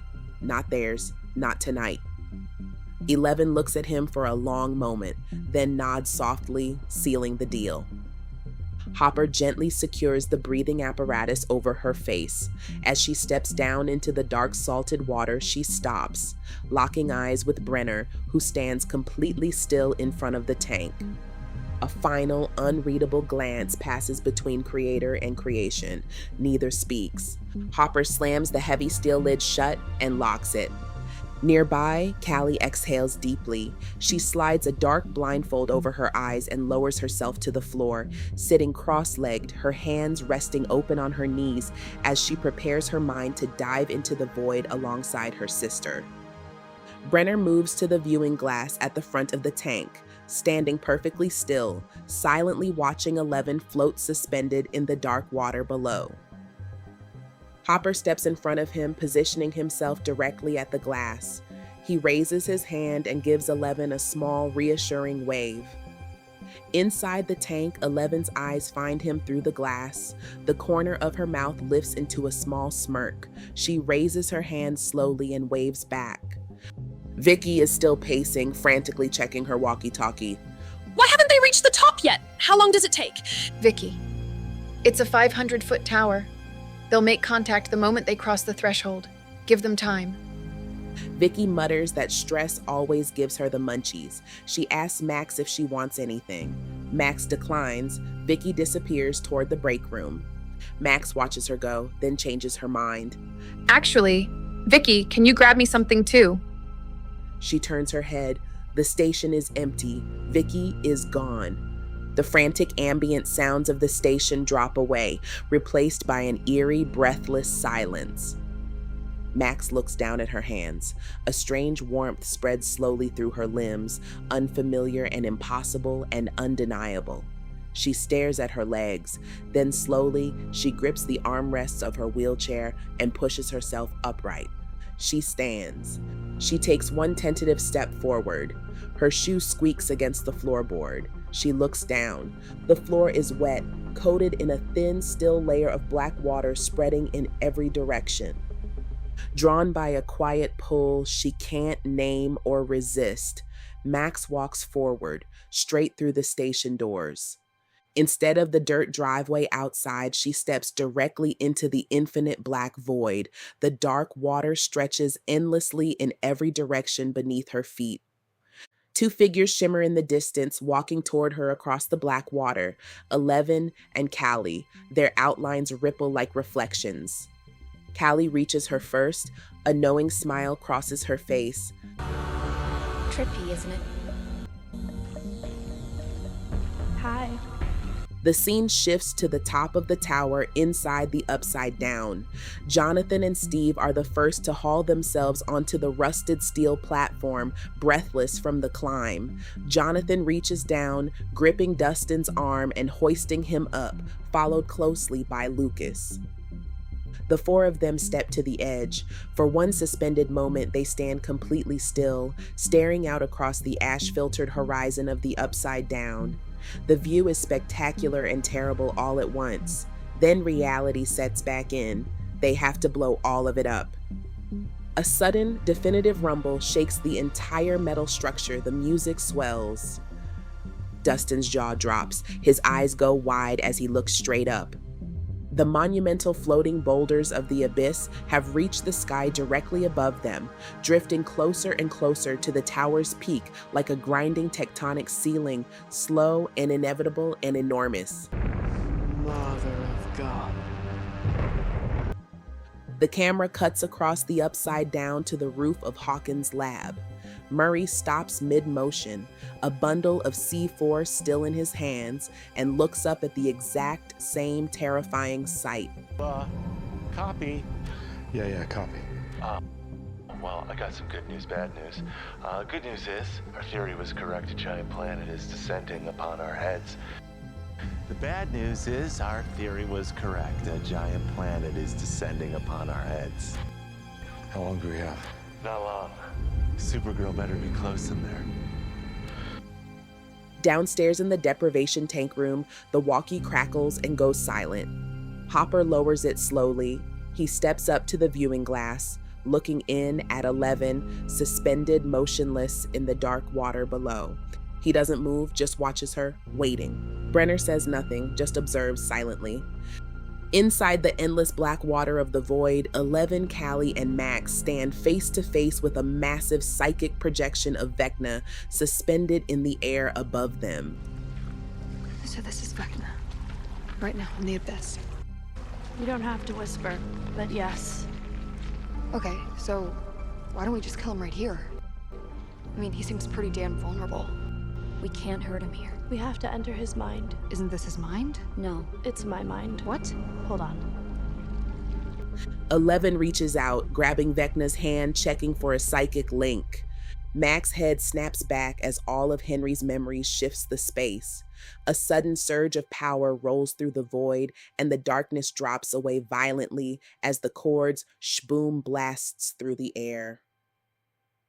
The trio lands hard onto the linoleum floor of a sunlit hallway, Hawkins High School, fall of 1959. Students bustle past them in period clothing, completely unaware of the three intruders in their midst. Okay. Oh, great. I've really missed this. 3 loud knocks shake the memory, causing all 3 of them to remember what it is they are doing. Hop. The abyss is moving. How close are we to Henry's house? Not close. How not close? I'm not sure. You said you know his mind backwards and forwards. Yeah, I do, but there are a shit ton of memories in here. We're like Dorothy and Oz, except there's no yellow brick road. Everything connects, but there are long ways and there are short ways. Well, we need a short way. Yeah, no shit. Now can you just stop talking while I try and think? They walk quickly through the corridor, pushing through the 1959 student body. They pass a teenage Joyce in the hallway who's handing out flyers to her upcoming play. Nearby, a young Harrington trades sharp insults with Joyce about whether or not he will come. Max steps forward, taking the lead without hesitation, scanning the corridor with sharp eyes. Through that door, Hop's sneaking a joint, and that way, Mr. Wheeler is filling up Mrs. Wheeler. I wish we had time to sightsee, but we've got a play to catch. The scene cuts sharply to the top of the tower in the Upside Down. Lucas peers through his binoculars at the grinding tectonic ceiling of the descending abyss, panic rising as he realizes the tower's massive needle is failing to line up with the approaching rift. If the physical mass of the abyss slams into the misaligned point, the entire structure will collapse beneath them. Dustin frantically screams into the walkie-talkie, demanding Hopper get 11 to stop the planet within 30 seconds. Downstairs in the deprivation tank room, Hopper slams his fist against the steel side of the tank, delivering 3 fast, desperate knocks to signal the strike, yelling back into his radio that the signal is given, but he has no other way to reach her inside the water. Inside the memory, the trio stands on the auditorium stage alongside the chanting 1959 students on opening night. 11 and Callie frantically push to strike, but Max holds them steady, insisting the exact moment is their only shortcut back door. We have to go. This is the only way. Just trust me. The rhythmic stage music grows chaotic. In the Upside Down, the clock runs out. The obsidian foundation of the abyss slams into the misaligned peak of the tower. A deafening metallic explosion rips through the air as the massive needle snaps clean away, tearing apart one side of the framework on its way down. The tower shifts violently, sending the Sky Team screaming and piling onto one side of the collapsing platform. Simultaneously on the auditorium stage, 11, Callie, and Max launch themselves through the heavy velvet curtains and burst directly into the Creel House living room. Henry sits at the head of the table, completely caught off guard.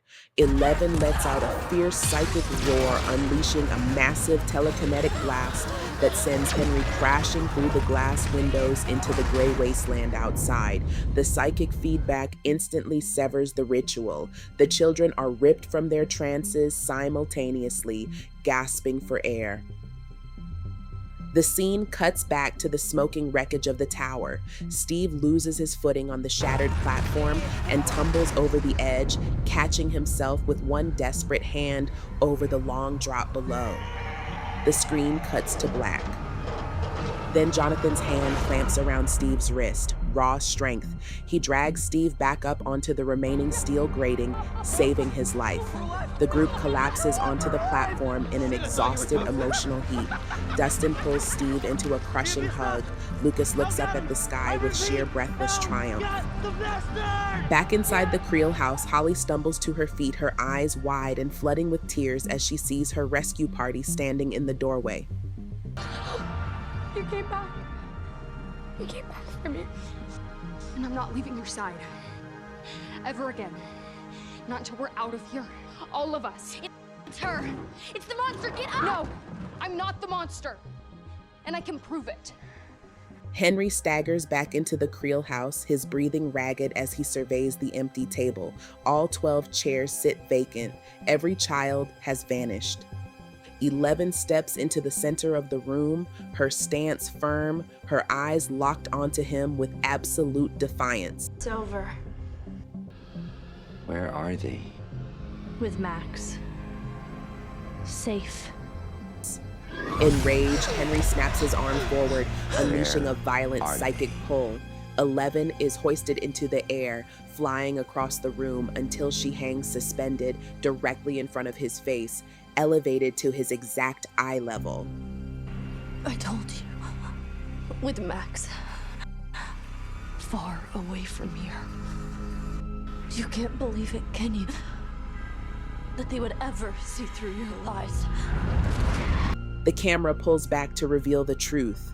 The children haven't gone anywhere. They stand huddled together in the adjacent room, watching everything unfold in silence. Callie sits on the table behind them, her powers maintaining a perfect cloaking shield around the entire group. Henry cannot see any of them. Debbie pulls close to Max, keeping her voice barely above a whisper, trying to understand why Henry can't see them. Max reminds the children quietly that Henry isn't the only one in this world with powers. Suspended in the air, 11 stares directly into Henry's eyes. That's why you take children. Because you think they have weak minds. But they're smarter than you think. And you? Are you smart? You let yourself get caught. And in here, I will find all the answers I need. Henry scoffs, completely unfazed. He turns her words back on her, mocking her intelligence for walking directly into his trap. By entering his mindscape, she has given him exactly what he wanted. He will tear into her consciousness and extract every answer he needs. He reaches for his left cuff. Slowly, deliberately, he begins to unbutton it and roll the sleeve back. As the fabric pulls away, his skin shifts, human flesh melting into the rotting, charred structure of his true Vecna arm. His clawed, elongated hand flexes into the light. For the children watching from the next room, the illusion finally cracks completely. The monster is standing right there in front of them. Mr. Whatsit is the bad thing he told them about. Holy shit. It's him. He's the black thing. Everything Holly told you is true. He is trying to destroy our world, but he can't do it. Not without you. We have to escape. Right now. Henry drives his hand against 11's forehead, forcing his way inside her mind. The psychic feedback floods the space. 11's recent memories flash across the mindscape, her journey to this moment, finding Callie, their plan to end their brother. Henry gets what he came for. He drops 11 without ceremony, letting her slam hard against the floorboards. Armed with the children's location from her extracted memories, he turns and marches directly toward the corner of the room where Callie has been maintaining the illusion. The moment his physical body crosses the invisible threshold, the cloaking shield shatters. The room is completely empty. The 12 kids and Max are already gone, sprinting out through the front door of the house. 11 scrambles to her knees and unleashes another attack, driving her power straight into Henry and sending him flying through the air. He slides across the wooden table, scattering candles in every direction. Callie appears from the shadows and launches herself onto the table, a massive knife raised high above her head. She pins Henry down, staring at him with iron-cold focus.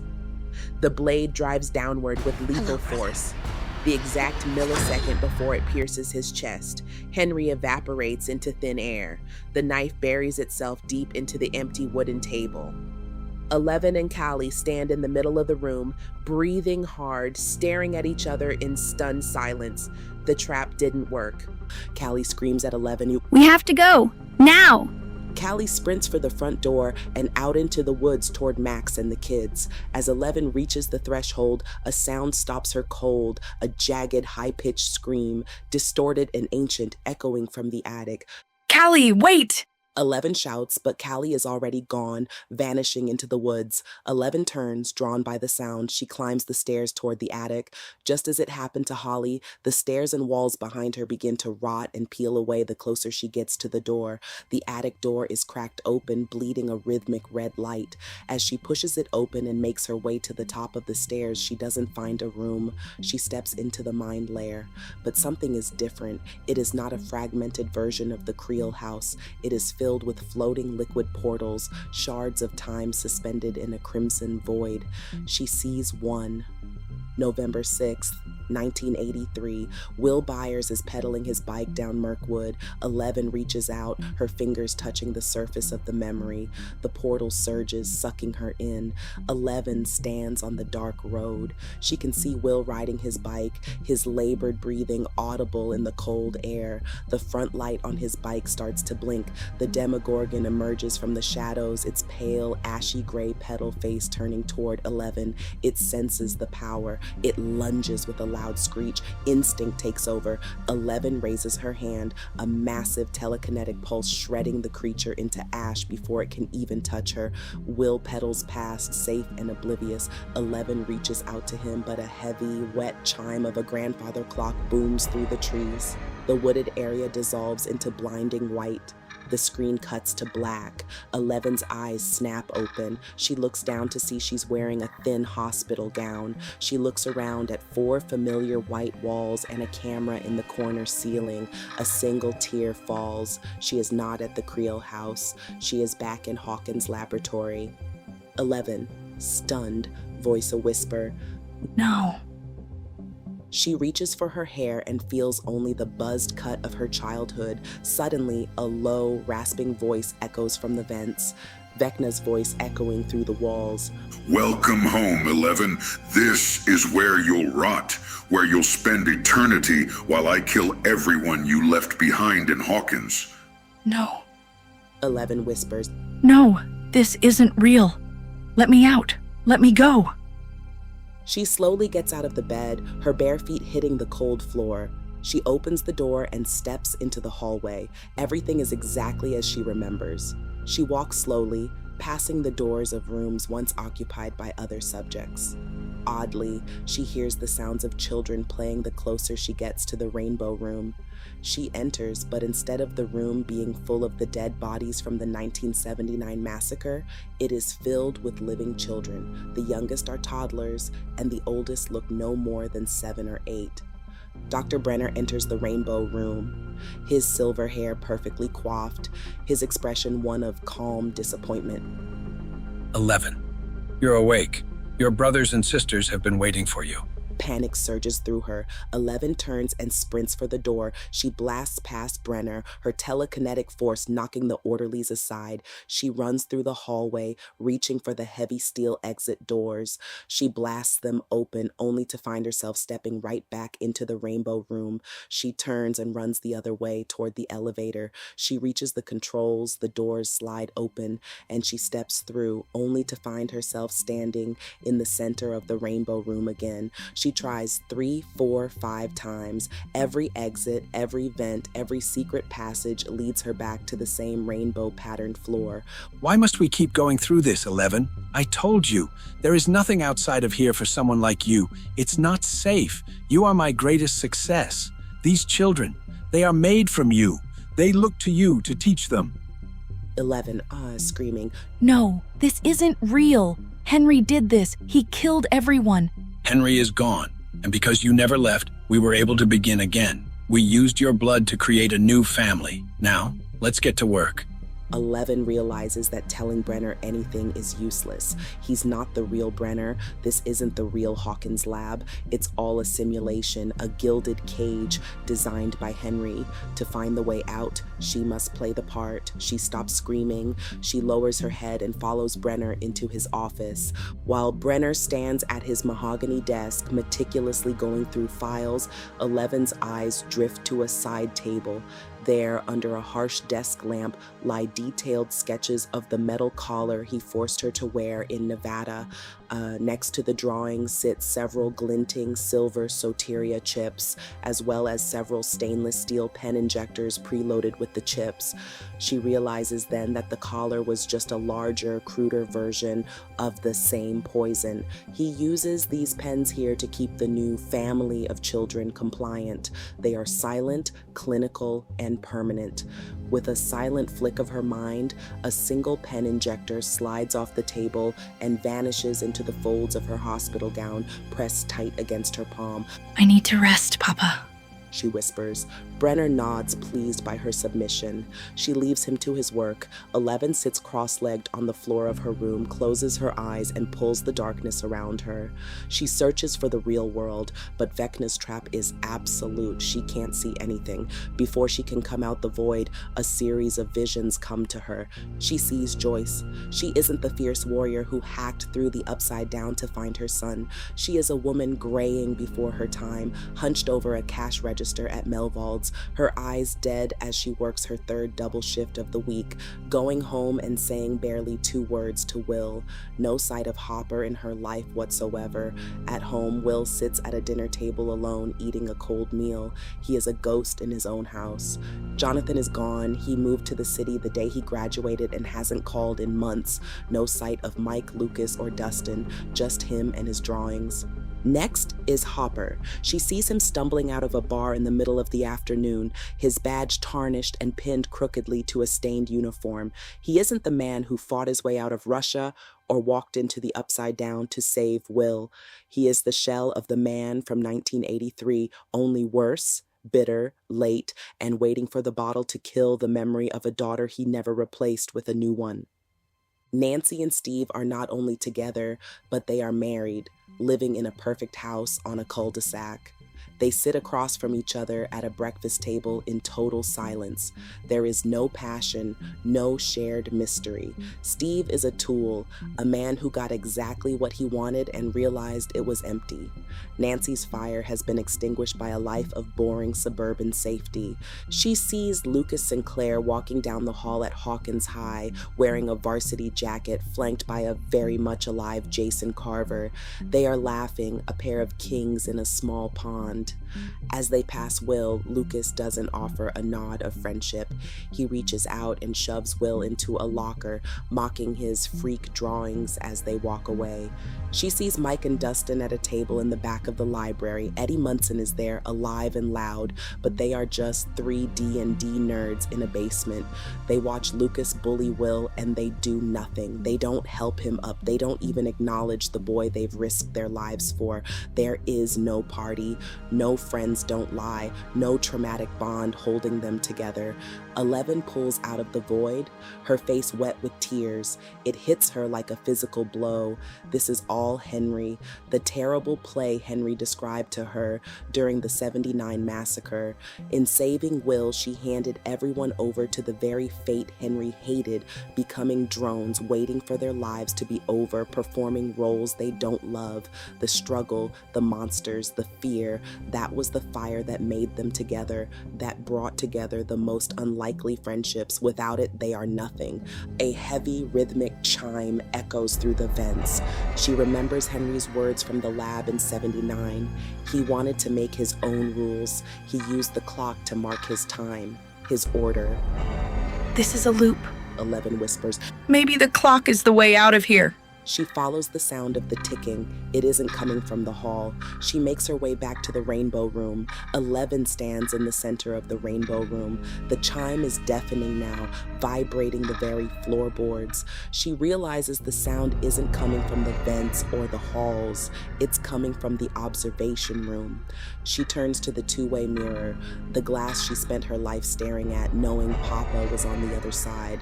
With a scream of pure, unadulterated rage, she unleashes a massive telekinetic blast. The mirror shatters into a million jagged shards. Hidden in the drywall behind the frame is the creel clock, its hands spinning in a frantic silver blur. Brenner rushes into the room, his face glitching and distorting like a bad television signal, his skin briefly turning into the gray, rotted flesh of Vecna. 11, stop! He screams, his voice a distorted layer of Brenner and Henry. You'll ruin everything! You belong here with me forever! No. 11 says, standing tall, her eyes bleeding as the Soteria injector pen digs into her palm. I never belonged here with you. She unleashes a pulse of power so violent it doesn't just break the clock, it annihilates it. The glass turns to red dust. The white walls of the lab begin to peel away like burning paper, fluttering into a dark void. 11 snaps back into the attic of the mind lair. She doesn't wait. She sprints out of the attic and down the stairs of the Creel house. As she reaches the foyer, she stops at the original grandfather clock standing by the door. With one final defiant shove, she pushes it over. It hits the floor with a massive echoing shatter that seems to break the reality of the house itself. The Creel house dissolves. The walls, the floors, and the roof vanish into the mist. 11 stands alone in the true mind lair, a crimson-red sky filled with fragmented pieces of the house and floating debris spread across the dark ground. She bursts through the final layer of the mindscape's red fog, stumbling into the woods. She is gasping, her nose bleeding heavily, her hand still clenched tight around the pen injector she manifested from the loop. A few yards ahead, she sees the silhouette of Callie stop and turn back. Callie, frantic. Jane, where did you go? I looked back and you were gone. What happened? 11, still dazed, her voice shaky. I saw it. What would have happened if... Before 11 could finish, the sounds of shouting and sobbing break through the trees ahead of them. They both sprint toward the voices. The scene shifts to the woods of the mindscape. Max and the 12 children are sprint running through the twisted trees, heading desperately toward the safety of the cave. Derek quickly falls behind, completely exhausted. Max, Holly, and the rest of the kids instantly turn around, aggressively arguing with him and refusing to abandon him. Panting heavily, he gives up and starts shouting at the others to leave him behind and save themselves as they plead with him to keep going. Before their panic can fracture the group, branches snap violently nearby, catching their attention. 11 and Kaylee burst through from the shadows, sprinting hard until they skid to a halt right in front of the kids. 11 immediately checks on the group, asking if everyone is okay, while Kaylee breathes a sigh of relief. Max steps forward instantly, demanding to know if they successfully killed Henry in the house. Kaylee reveals the grim truth, that Henry didn't die, he simply vanished into thin air the second her knife plunged toward his chest. Max tenses, realizing the terrifying reality of the trap. Henry has temporarily retreated to his physical body in the real world, meaning he can and will return to this mindscape at any second. 11 asks how much further they have to go to reach the cave. Max points through the trees, confirming the cave is incredibly close. Forcing a panicked Derek back onto his feet, Max orders the children to launch into a full sprint, and the entire group bolts through the final stretch of woods toward the cave opening. Back in the upside-down inside Hawkins' lab, 11 is suspended in the salt water of the deprivation tank. Callie sits cross-legged nearby, her eyes covered as she shares the mindscape with 11 and Max. Hopper stands guard, but his eyes drift to the dark corners. He sees them, the rusted metal tubs of Agent Orange appearing out of thin air, leaking a thick, sickly mist. Hopper. The walkie-talkie slips from his hand, hitting the ground with a clatter. He doesn't speak, his eyes glued to the metal tubs. Brenner, startled, stepping toward him. Hopper? Jim? What's wrong? The orange mist swells. Suddenly, Vecna pulls himself out of the shadows, materializing directly behind Brenner. Hopper stands paralyzed, watching the nightmare around him. Vecna steps fully into the light, his gaze entirely fixed on the man who manipulated his way into a young boy's life all those years ago. 20 years, Martin. 20 years you kept me in that cage. And for 20 years I have waited for this moment to finally make you feel all the pain you caused. What you cost me. Brenner, spinning around, his face turning pale. Henry. At last, my chance has finally come. You always wanted to know how your first subject would be in the future. Well, the future is here, but you won't be a part of it. There is no hesitation. Vecna's elongated, clawed arm violently extends across the concrete floor, his rotting tendrils wrapping around Brenner's neck like a vice. With a sickening surge of telekinetic force, he hoists Brenner high into the air, pinning him against the wall. Vecna steps close, his breathing heavy, wet rasp stares up at the terrified eyes of the man who imprisoned him for decades. This isn't a quick kill. Vecna has been waiting for this exact moment since that night in 1959 when Brenner injected the Sorteria chip into his neck. He lets out a low, guttural hiss as his mind exerts its full, torturous pressure on Brenner's joints. The room is instantly filled with the wet, agonizing crunches of shattering bones as Vecna begins to methodically dismantle his papa. It's slower and far more sadistic than any execution he has performed before.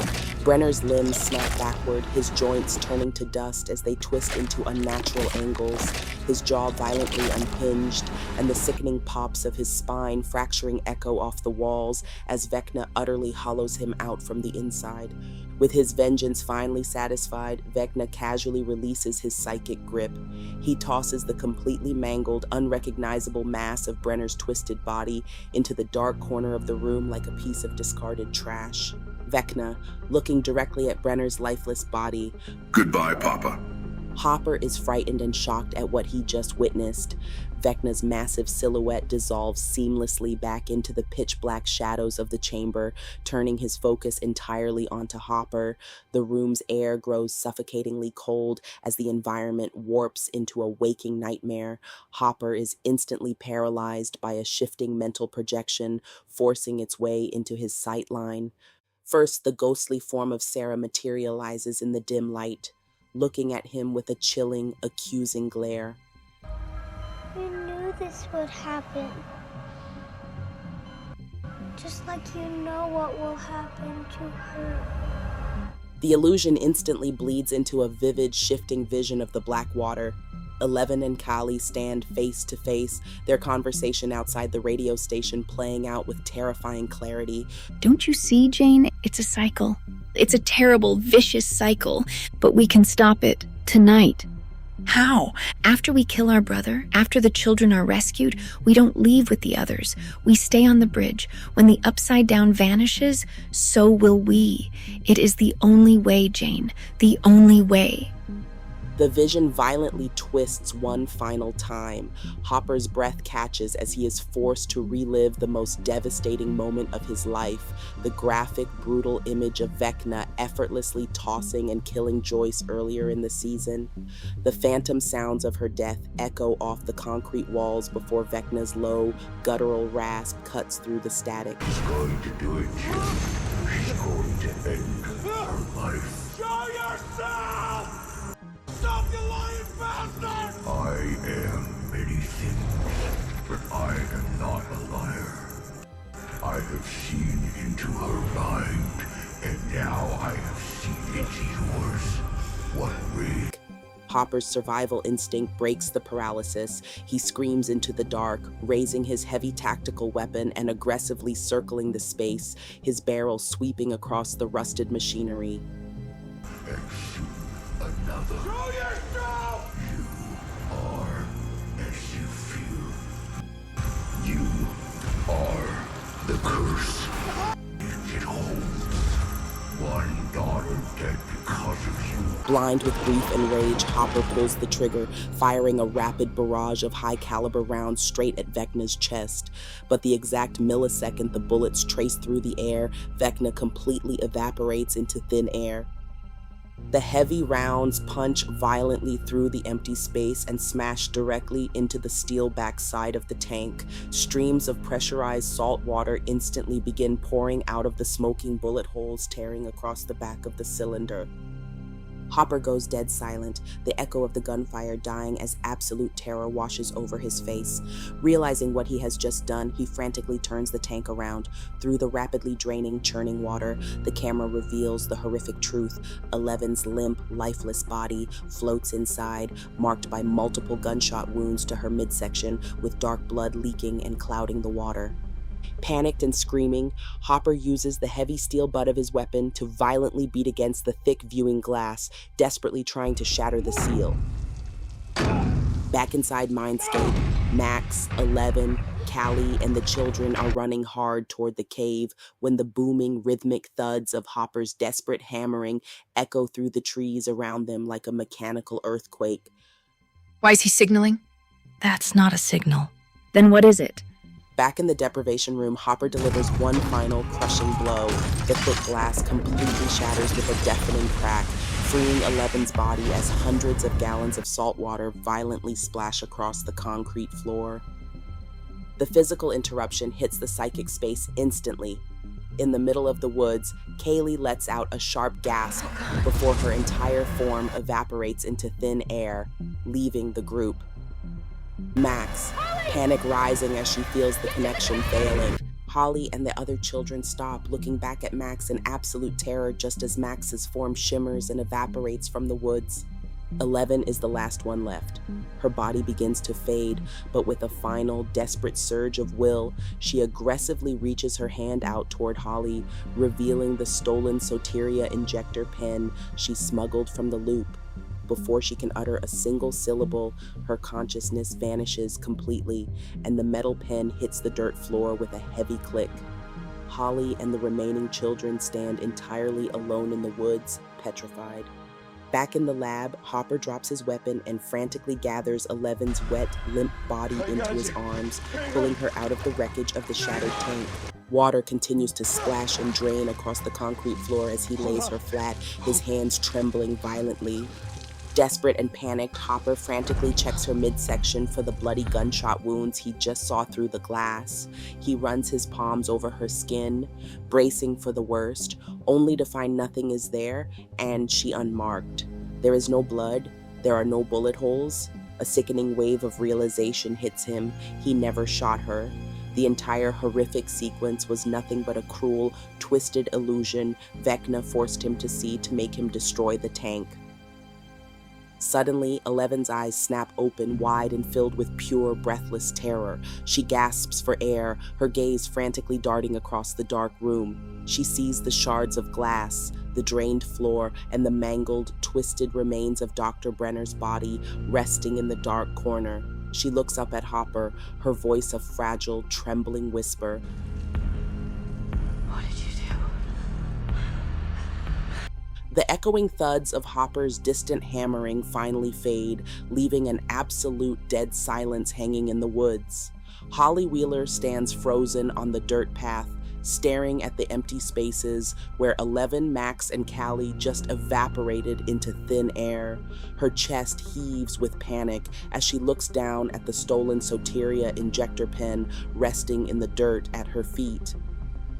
The reality of their situation hits Holly instantly. Their protectors are completely gone. Henry is currently returning to his physical body, and the 12 children are standing entirely exposed in the middle of the monster's territory. Holly draws a deep breath, her fear hardening into the raw courage of a leader. She bends down, scoops up the heavy metal injector pen, and tightly grips it in her hand. She turns back to face the group of petrified children, completely taking charge of the line. Enough! We keep to the plan. Get to the cave. The black thing can't hurt us there. So follow me, keep quiet, and stay close. Let's go! Come on, guys! Back inside the Upside Down at Hawkins' lab, the flooded concrete deprivation chamber is thick with suffocating tension as Eleven and Callie frantically realize that Henry has locked them out of the mindscape entirely. Eleven argues that their only move now is to climb to the abyss and kill him alongside the others, relying on Dustin's theory that Henry is powerless if Holly and the kids reach the cave first. Callie pushes back, terrified that the worlds will collide before they can ever cross the dimensional line. Hopper steps between them, his voice gravelly and broken by the visions Vecna just forced into his skull. He reveals that he knows about their secret suicide pact to die with the vanishing dimension. While Eleven desperately insists that Henry manipulated his mind, Hopper refuses to budge, declaring that he will not detonate the C4 charges until he knows Eleven is safely back on the Hawkins side of the rift. He stands firm, demanding she look him in the eye and deny the plan. Seeing their timeline collapse, Callie aggressively draws a firearm from her belt and levels the barrel straight at Hopper's chest, shouting that Henry has driven him mad. Hopper doesn't even flinch, welcoming her to shoot him as Eleven argues that her death is the only way to permanently end the cycle of violence.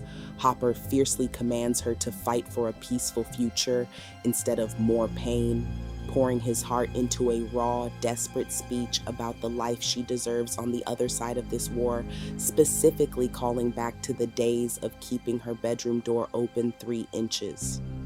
Hopper's emotional defense strikes a deep chord inside Callie.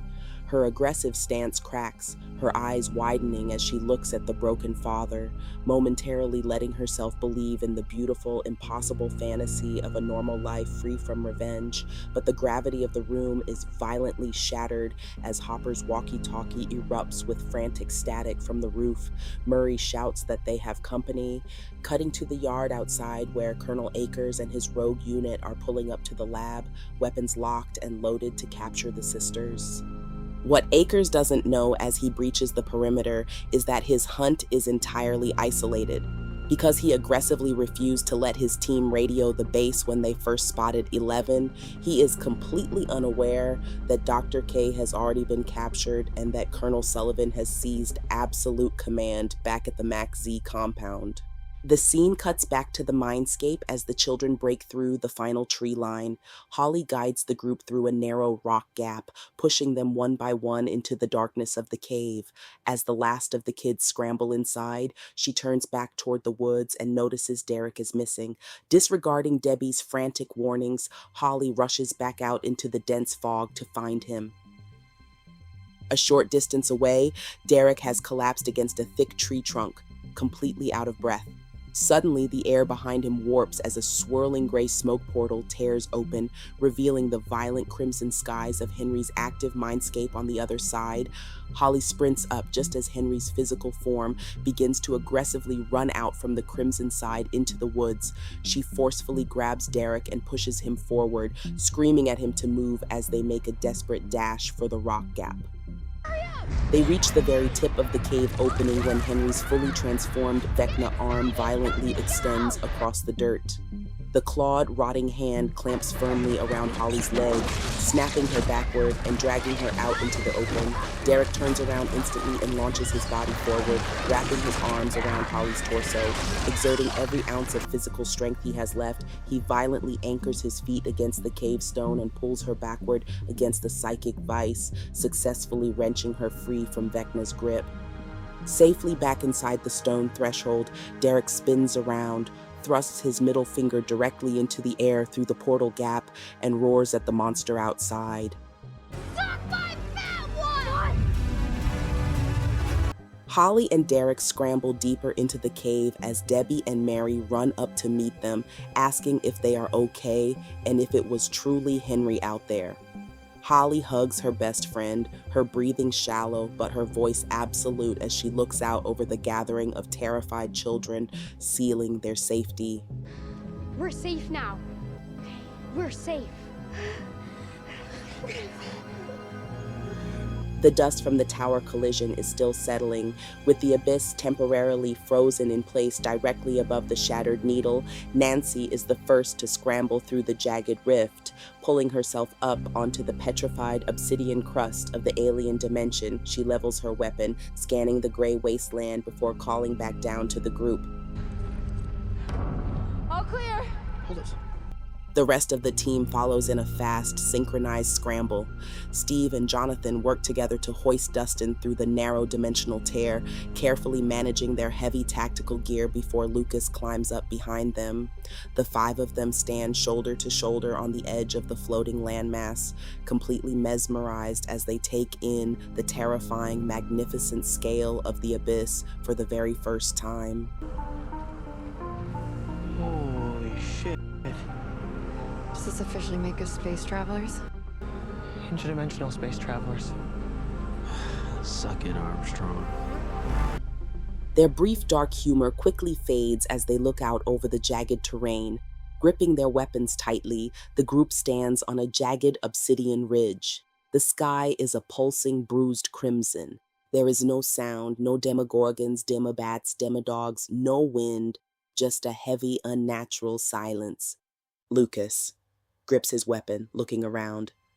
Don't know about you guys, but I was expecting more like deadly vines. Or monsters? Mike's right. This doesn't make sense. It's too quiet. I assume the hive mind works here too, so if Henry died in the mindscape, so did all his nasty little minions. If? We don't know what's going on in the mind. I know Elle broke the spell and stopped the abyss from merging further, but she could still be fighting him. Will, talking directly to Mike. Hey, she's been training for this. And she's not alone. She's got Callie and Max. I'm sure Henry's dead, and if he's not, he will be. Yeah, he will be. Lucas, walking up next to Will, Mike, and Dustin. Great job keeping the morale up, guys. Robin, who has moved further ahead on the ridge, cuts through the conversation, her voice sharp with total surprise. Hey guys, you're gonna want to check this out! The group rushes to the edge of the ridge. They look down into a massive crater. In the center, rising out of the obsidian, is a giant, organic, demonic tree-like structure, a twisted, petrified root network that pulses with a faint, oily light. Jesus Christ. That's it. That's what I saw in my vision. The kids are in there. What are we waiting for? Nancy is the first to head down the ridge toward the lair, her shotgun ready. Suddenly, Will gasps. He stumbles, his body stiffening. He grabs a jagged rock to keep from falling as his mind is violently pulled into the link, catching a sudden psychic glimpse of Henry. Mike is the first to notice Will falling behind and runs back to him, gripping his arm to anchor him. Will, hey, what is it? What's wrong? It's Henry. He's alive. The scene cuts back to the mindscape, where a foreboding score swells as Henry steps directly outside the narrow cave opening. Glaring into the darkness, he forces himself to take a single step inside the threshold, instantly shattering his own psychological barrier. The violation of his hidden mindscape room triggers a barrage of violent, chaotic psychic flashes, a younger version of himself encountering the silver briefcase, the black smoke matter, and an injured, panicked scientist yelling frantically at him. Henry collapses into a visceral grunt of pure pain and agony, his mind rejecting the repressed memories as he lets out a shattered, guttural scream. The psychic feedback echoes across the dimensions to the physical reality of the abyss. On the high ridge, Will Byers instantly stiffens, his body seizing in perfect synchronization with Henry's mental agony. Will lets out a matching scream of intense physical pain, his nose bleeding as he drops to his knees. Mike runs to his side, shouting Will's name and gripping his shoulders to keep him anchored. Deep inside the cave, the children freeze as Henry's real-world agonizing scream echoes off the stone walls. Mary panics, asking what the noise was, prompting a determined Holly to order them to stay put while she leaves the safety of the group to investigate. Back on the obsidian ridge, Mike desperately tries to ground Will as the psychic feedback surges. What's going on? What do you see? It's Henry. He's made it into the cave. The camera follows Holly as she cautiously creeps around a wet stone corner. Her heart drops. Henry is on all fours, panting like a cornered animal as his memory flashes recede. In a terrifying beat of absolute silence, they lock eyes. Henry violently surges up onto his feet and launches into a hard, rabid sprint straight toward her. Holly bolts backwards, screaming to the rest of the children to run as she races back to the group. On the ridge, Will grips his head, navigating the dark feedback in real time. He frantically alerts Mike that Henry has officially found Holly and the children and delivers the chilling confirmation that the kids are completely on their own, with no sign of 11, Callie, or Max inside the mindscape to protect them. Back in the cave, the chaos erupts. Holly and Mary scream at the kids to move faster, pushing them up a steep rock incline as the thudding footsteps of the monster draw closer behind them. Watching Will seize violently on the ridge, Robin steps up to him in desperation. Could you stop him? With your powers?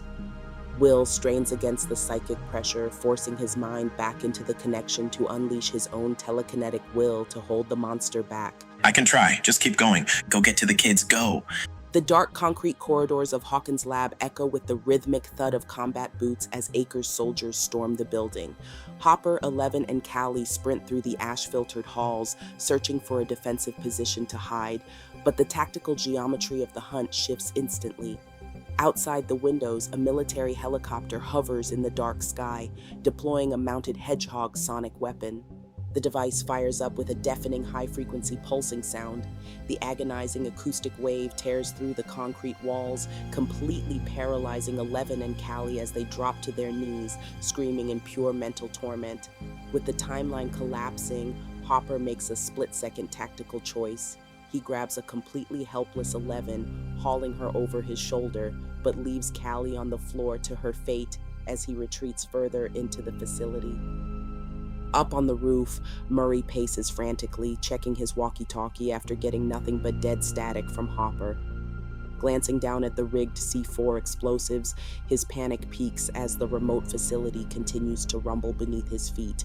The scene cuts sharply away from the roof to a completely different room in the lab, tucked away from the direct line of the helicopter's sonic weapon. Hopper and 11 are sitting on the ground right next to each other in the quiet space.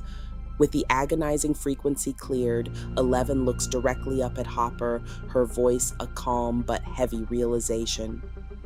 Callie. The single word hits Hopper like a physical blow. A heavy wave of realization washes over his face. He can't just leave her behind.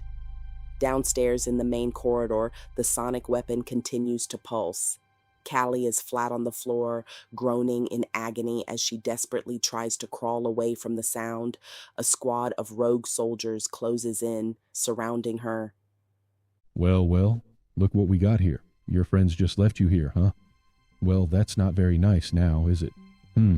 Get her out of here. Callie sneers, summoning her final bit of strength to spit directly into the soldier's face. The guard wipes his cheek, his expression hardening into cold fury. Take her away! Before they can drag her, a blast of rapid gunfire rips through the corridor. Hopper has surged back down the hall, his weapon blazing as he completely fires on the squad, taking them down. He drops his rifle and runs to Callie, trying to scoop her up into his arms. Hey, I got you. A shadow cuts across the floor behind them. Akers steps out from the smoke, violently planting his boot into Hopper's back and kicking him hard over onto the concrete floor. And I got you. Before Hopper can recover, Akers swings his rifle around, smashing the heavy butt of the weapon directly into Hopper's jaw, knocking him out cold as the scene transitions away from the lab.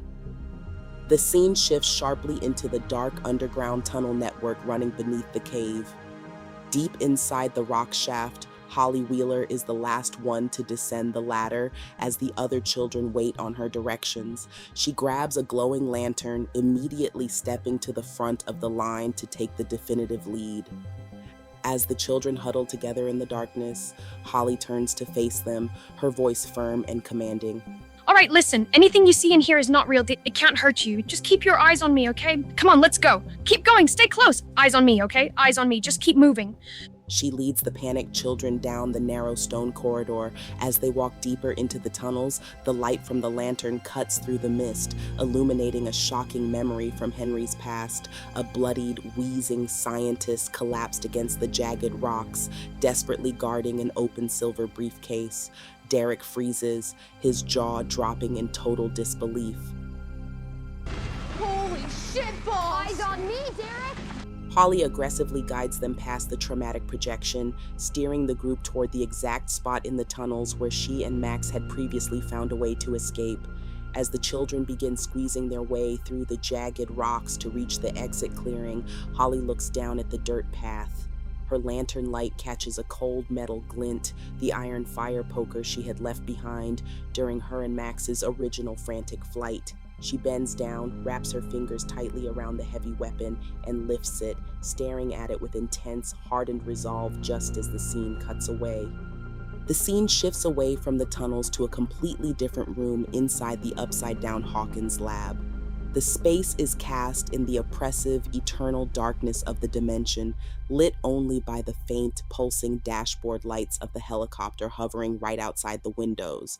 Akers forcefully hurls a battered Callie straight onto the concrete floor, his face twisted in ruthless aggression as he looms over her with his gun. Tell me where the other freak is, or this one dies right here, right now. I don't know what you're talking about. It's just us. Enraged by the defiance, Akers tilts his gun downward and aggressively fires a single round straight into the ground mere inches away from Callie's head. Concrete dust explodes into the air as Callie violently flinches in absolute panic. You think I'm playing a game here? Where is she? The camera cuts to a dark hallway just outside the room, focusing on Eleven's hand as she tightly grips the stained concrete wall. She is desperately trying to make her way back toward them, but she is heavily struggling and stumbling against the lingering psychic exhaustion, her knees bucking with every step. The scene shifts sharply to the roof of the facility. Murray stands near the ledge, looking down at his rigged explosives in a state of pure panic. He pulls his leather belt off his waist, aggressively wrapping it around the block of C4 as he questions his own sanity. Okay. Oh, what are you doing, Murray?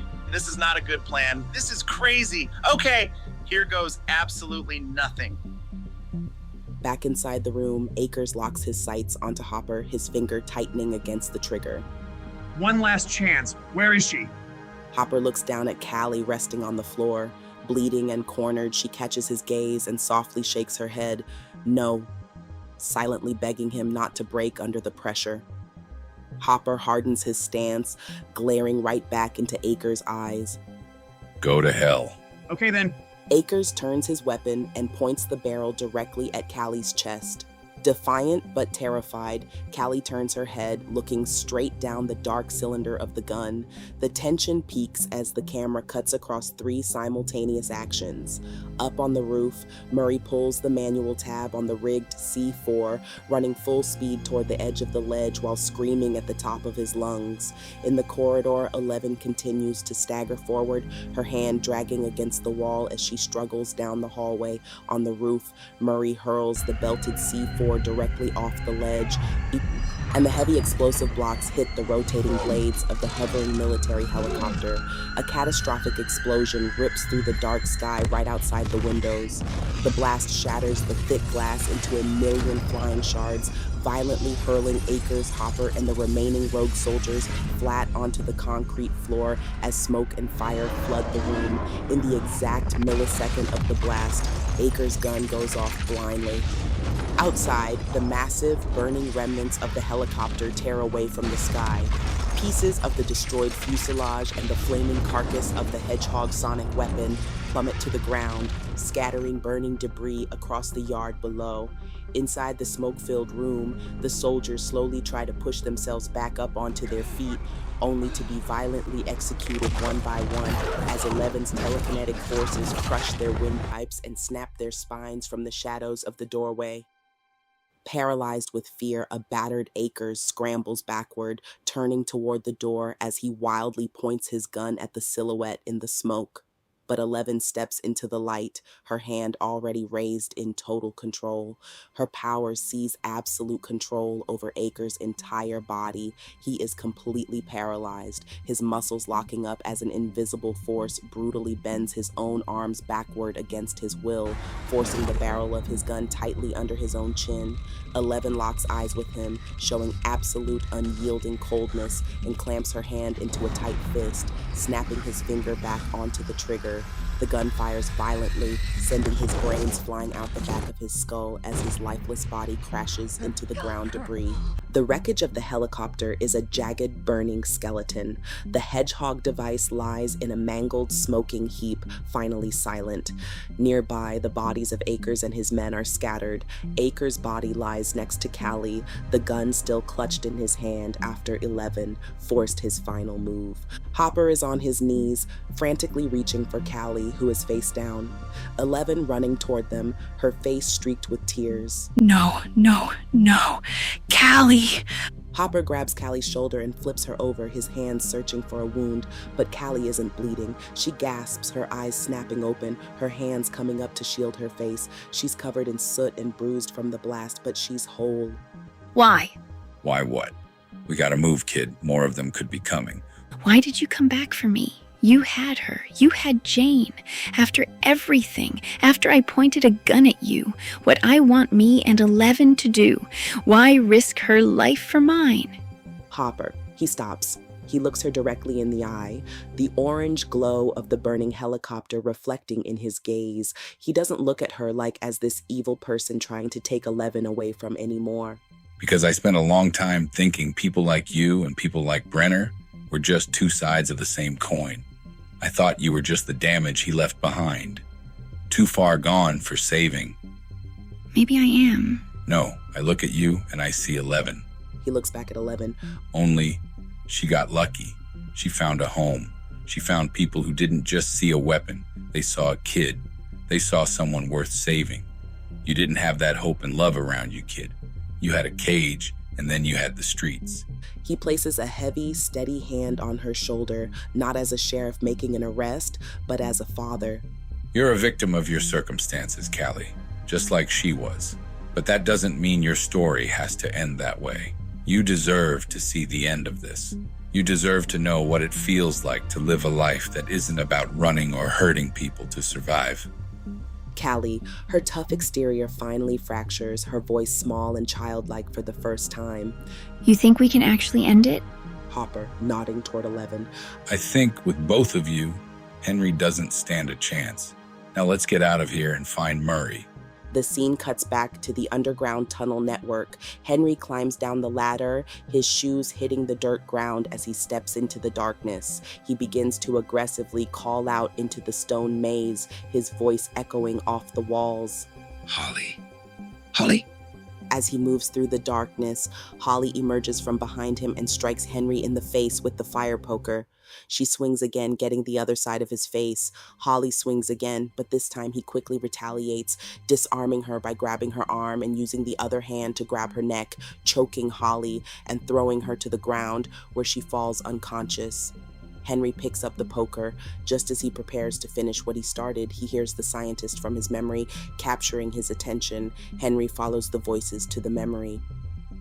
The memory shows a young Henry and a scientist. The scientist is agitated, questioning how he was found. Young Henry, appearing distressed, tries to explain he was just nearby, but the scientist fires the gun anyway, injuring young Henry's hand. This sensation ripples through time, affecting both the present-day Henry, young Henry, and Will Byers simultaneously. Will, what's happening? He's in a memory now, and he's scared. He's so scared. Henry watches as his younger self, driven by a desperate instinct, uses a rock to defend himself against the scientist. Crying with his face covered in blood, young Henry then discovers a briefcase. He pulls it from under the scientist's arm and begins to open it. The smoke clears, and the briefcase contains a dark, glowing object, a piece of the entity. When Henry touches it with his injured hand, a dark energy begins to emanate from the object. The scene shifts briefly to the mind flayer particles in the abyss, its presence calling out to be found. Back in the tunnel, the essence of the entity merges with young Henry's wound. He lets out a terrifying scream from the pain. This pain is shared by both Henry and Will, who continue to watch the memory. The scientist, in his final moments, warns young Henry that the power must be resisted or it will consume everything. Young Henry, overwhelmed by fear and the new presence within him, raises his hand. For the first time, his telekinetic abilities manifest, ending the scientist's life. Frightened by this sudden power, young Henry notices his nose beginning to bleed. He stares at the blood in shock before fleeing into the darkness. Will stands on the obsidian ridge, his eyes milky white, his body a rigid lightning rod for the psychic energy. Inside the link, he watches a young, trembling Henry Creel unlatch the metal briefcase in the cave. Finally, Will understands. It wasn't you, Henry. It was never you. I can see it now. Leave me alone. You were just a kid like me, and it used you to bring it here. You're just like me, Henry, a vessel, but you can resist it. Help us fight it. Don't let it win, Henry, please. Resist it? Why would I? It showed me the truth. It showed me that this world is broken. It's controlling you right now, Henry. No, you still don't understand. It needed me then, yes. But now, I am stronger. I am the heart. I am the brain. It doesn't control me. I control it. I am the one to fear now. You really believe that? That you are the one in control? You told me you chose me because I was weak. Easy to control, easy to shape. But I can see your deepest, darkest secrets now too, Henry. I can see how it used you. How easy it was to use you as a vessel. Even now, you're still just a vessel. And you call me the weak one? Henry, his eyes flashing with a violent, wounded pride. A vessel. I am the master. I am... Holly lunges out of the shadows behind him. The silver Soteria injector pen slams into the side of Henry's neck. This is for my mom, for Max, for everyone's life you have destroyed. You are the monster. Henry's pupils instantly contract to pinpricks. The pulsing red veins in his eyes vanish, replaced by a sudden, raw human terror. He opens his mouth to speak, but only a primordial scream comes out. A sound so loud it isn't just heard, it is felt in the marrow of everyone's bones. The scream ripples through the sky of the abyss like a sonic boom. The jagged obsidian floor under the group doesn't just tremble, it shatters. A massive rift, jagged and miles deep, tears open directly beneath them. Lucas has to throw himself into a desperate tuck and roll, his boots slipping on the slick stone as the ground where he was just standing drops into the blue void under him. Steve and Dustin are thrown to their knees, the world around them tilting as boulders the size of houses begin to grind together. Some parts of the abyss floor are now lower than others, creating massive gaps and separating the group. On the roof of the lab in the upside down, Hopper, Callie, and Murray are slammed against the ground, dodging falling rocks and debris from the abyss. They look up and the sight is apocalyptic. Through the shimmering veil of the sky, they see the abyss literally breaking apart. Enormous obsidian boulders, fragments of the world above, begin to fall. They tear through the atmospheric ceiling like meteors, crashing to the ground around the upside down. Callie, clutching the ledge, her eyes wide. The abyss, it's falling. The scream pushes through the library gate in Hawkins, vibrating the glass in every window in town. In the town square, Erica and Mr. Clark watch from their lookout in total horror. The massive steel band-aids the military bolted over the 4 gates begin to buckle. The pressure from below is too much. The steel plates groan, the metal screaming as the massive bolts, each weighing 50 pounds, snap off with the force of cannon fire. Residents scream, diving behind cars and pulling each other out of the way as the steel plates are tossed into the air like discarded paper. The ground rips open, a jagged red scar through the center of Hawkins, wider and deeper than it has ever been. Inside the mindscape, the Creel house fragments and the red sky begin to evaporate, turning into white ash that blows away in a non-existent wind. Henry reaches out to grab Holly, his fingers trembling, but she evaporates into nothing before he can touch her. Back in the abyss, the eyes of the 12 children snap open simultaneously. The dark part particles flowing from the spires stop instantly. They gasp, their minds finally their own, looking around at where they are, just as Vecna is violently ejected from the center of the lair. He doesn't float, he falls hard, his body slamming onto the shifting, cracking rocks of the ground under him. The screen cuts to black.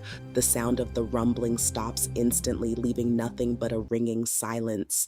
Then a low, distorted whisper crawls through the darkness. 5,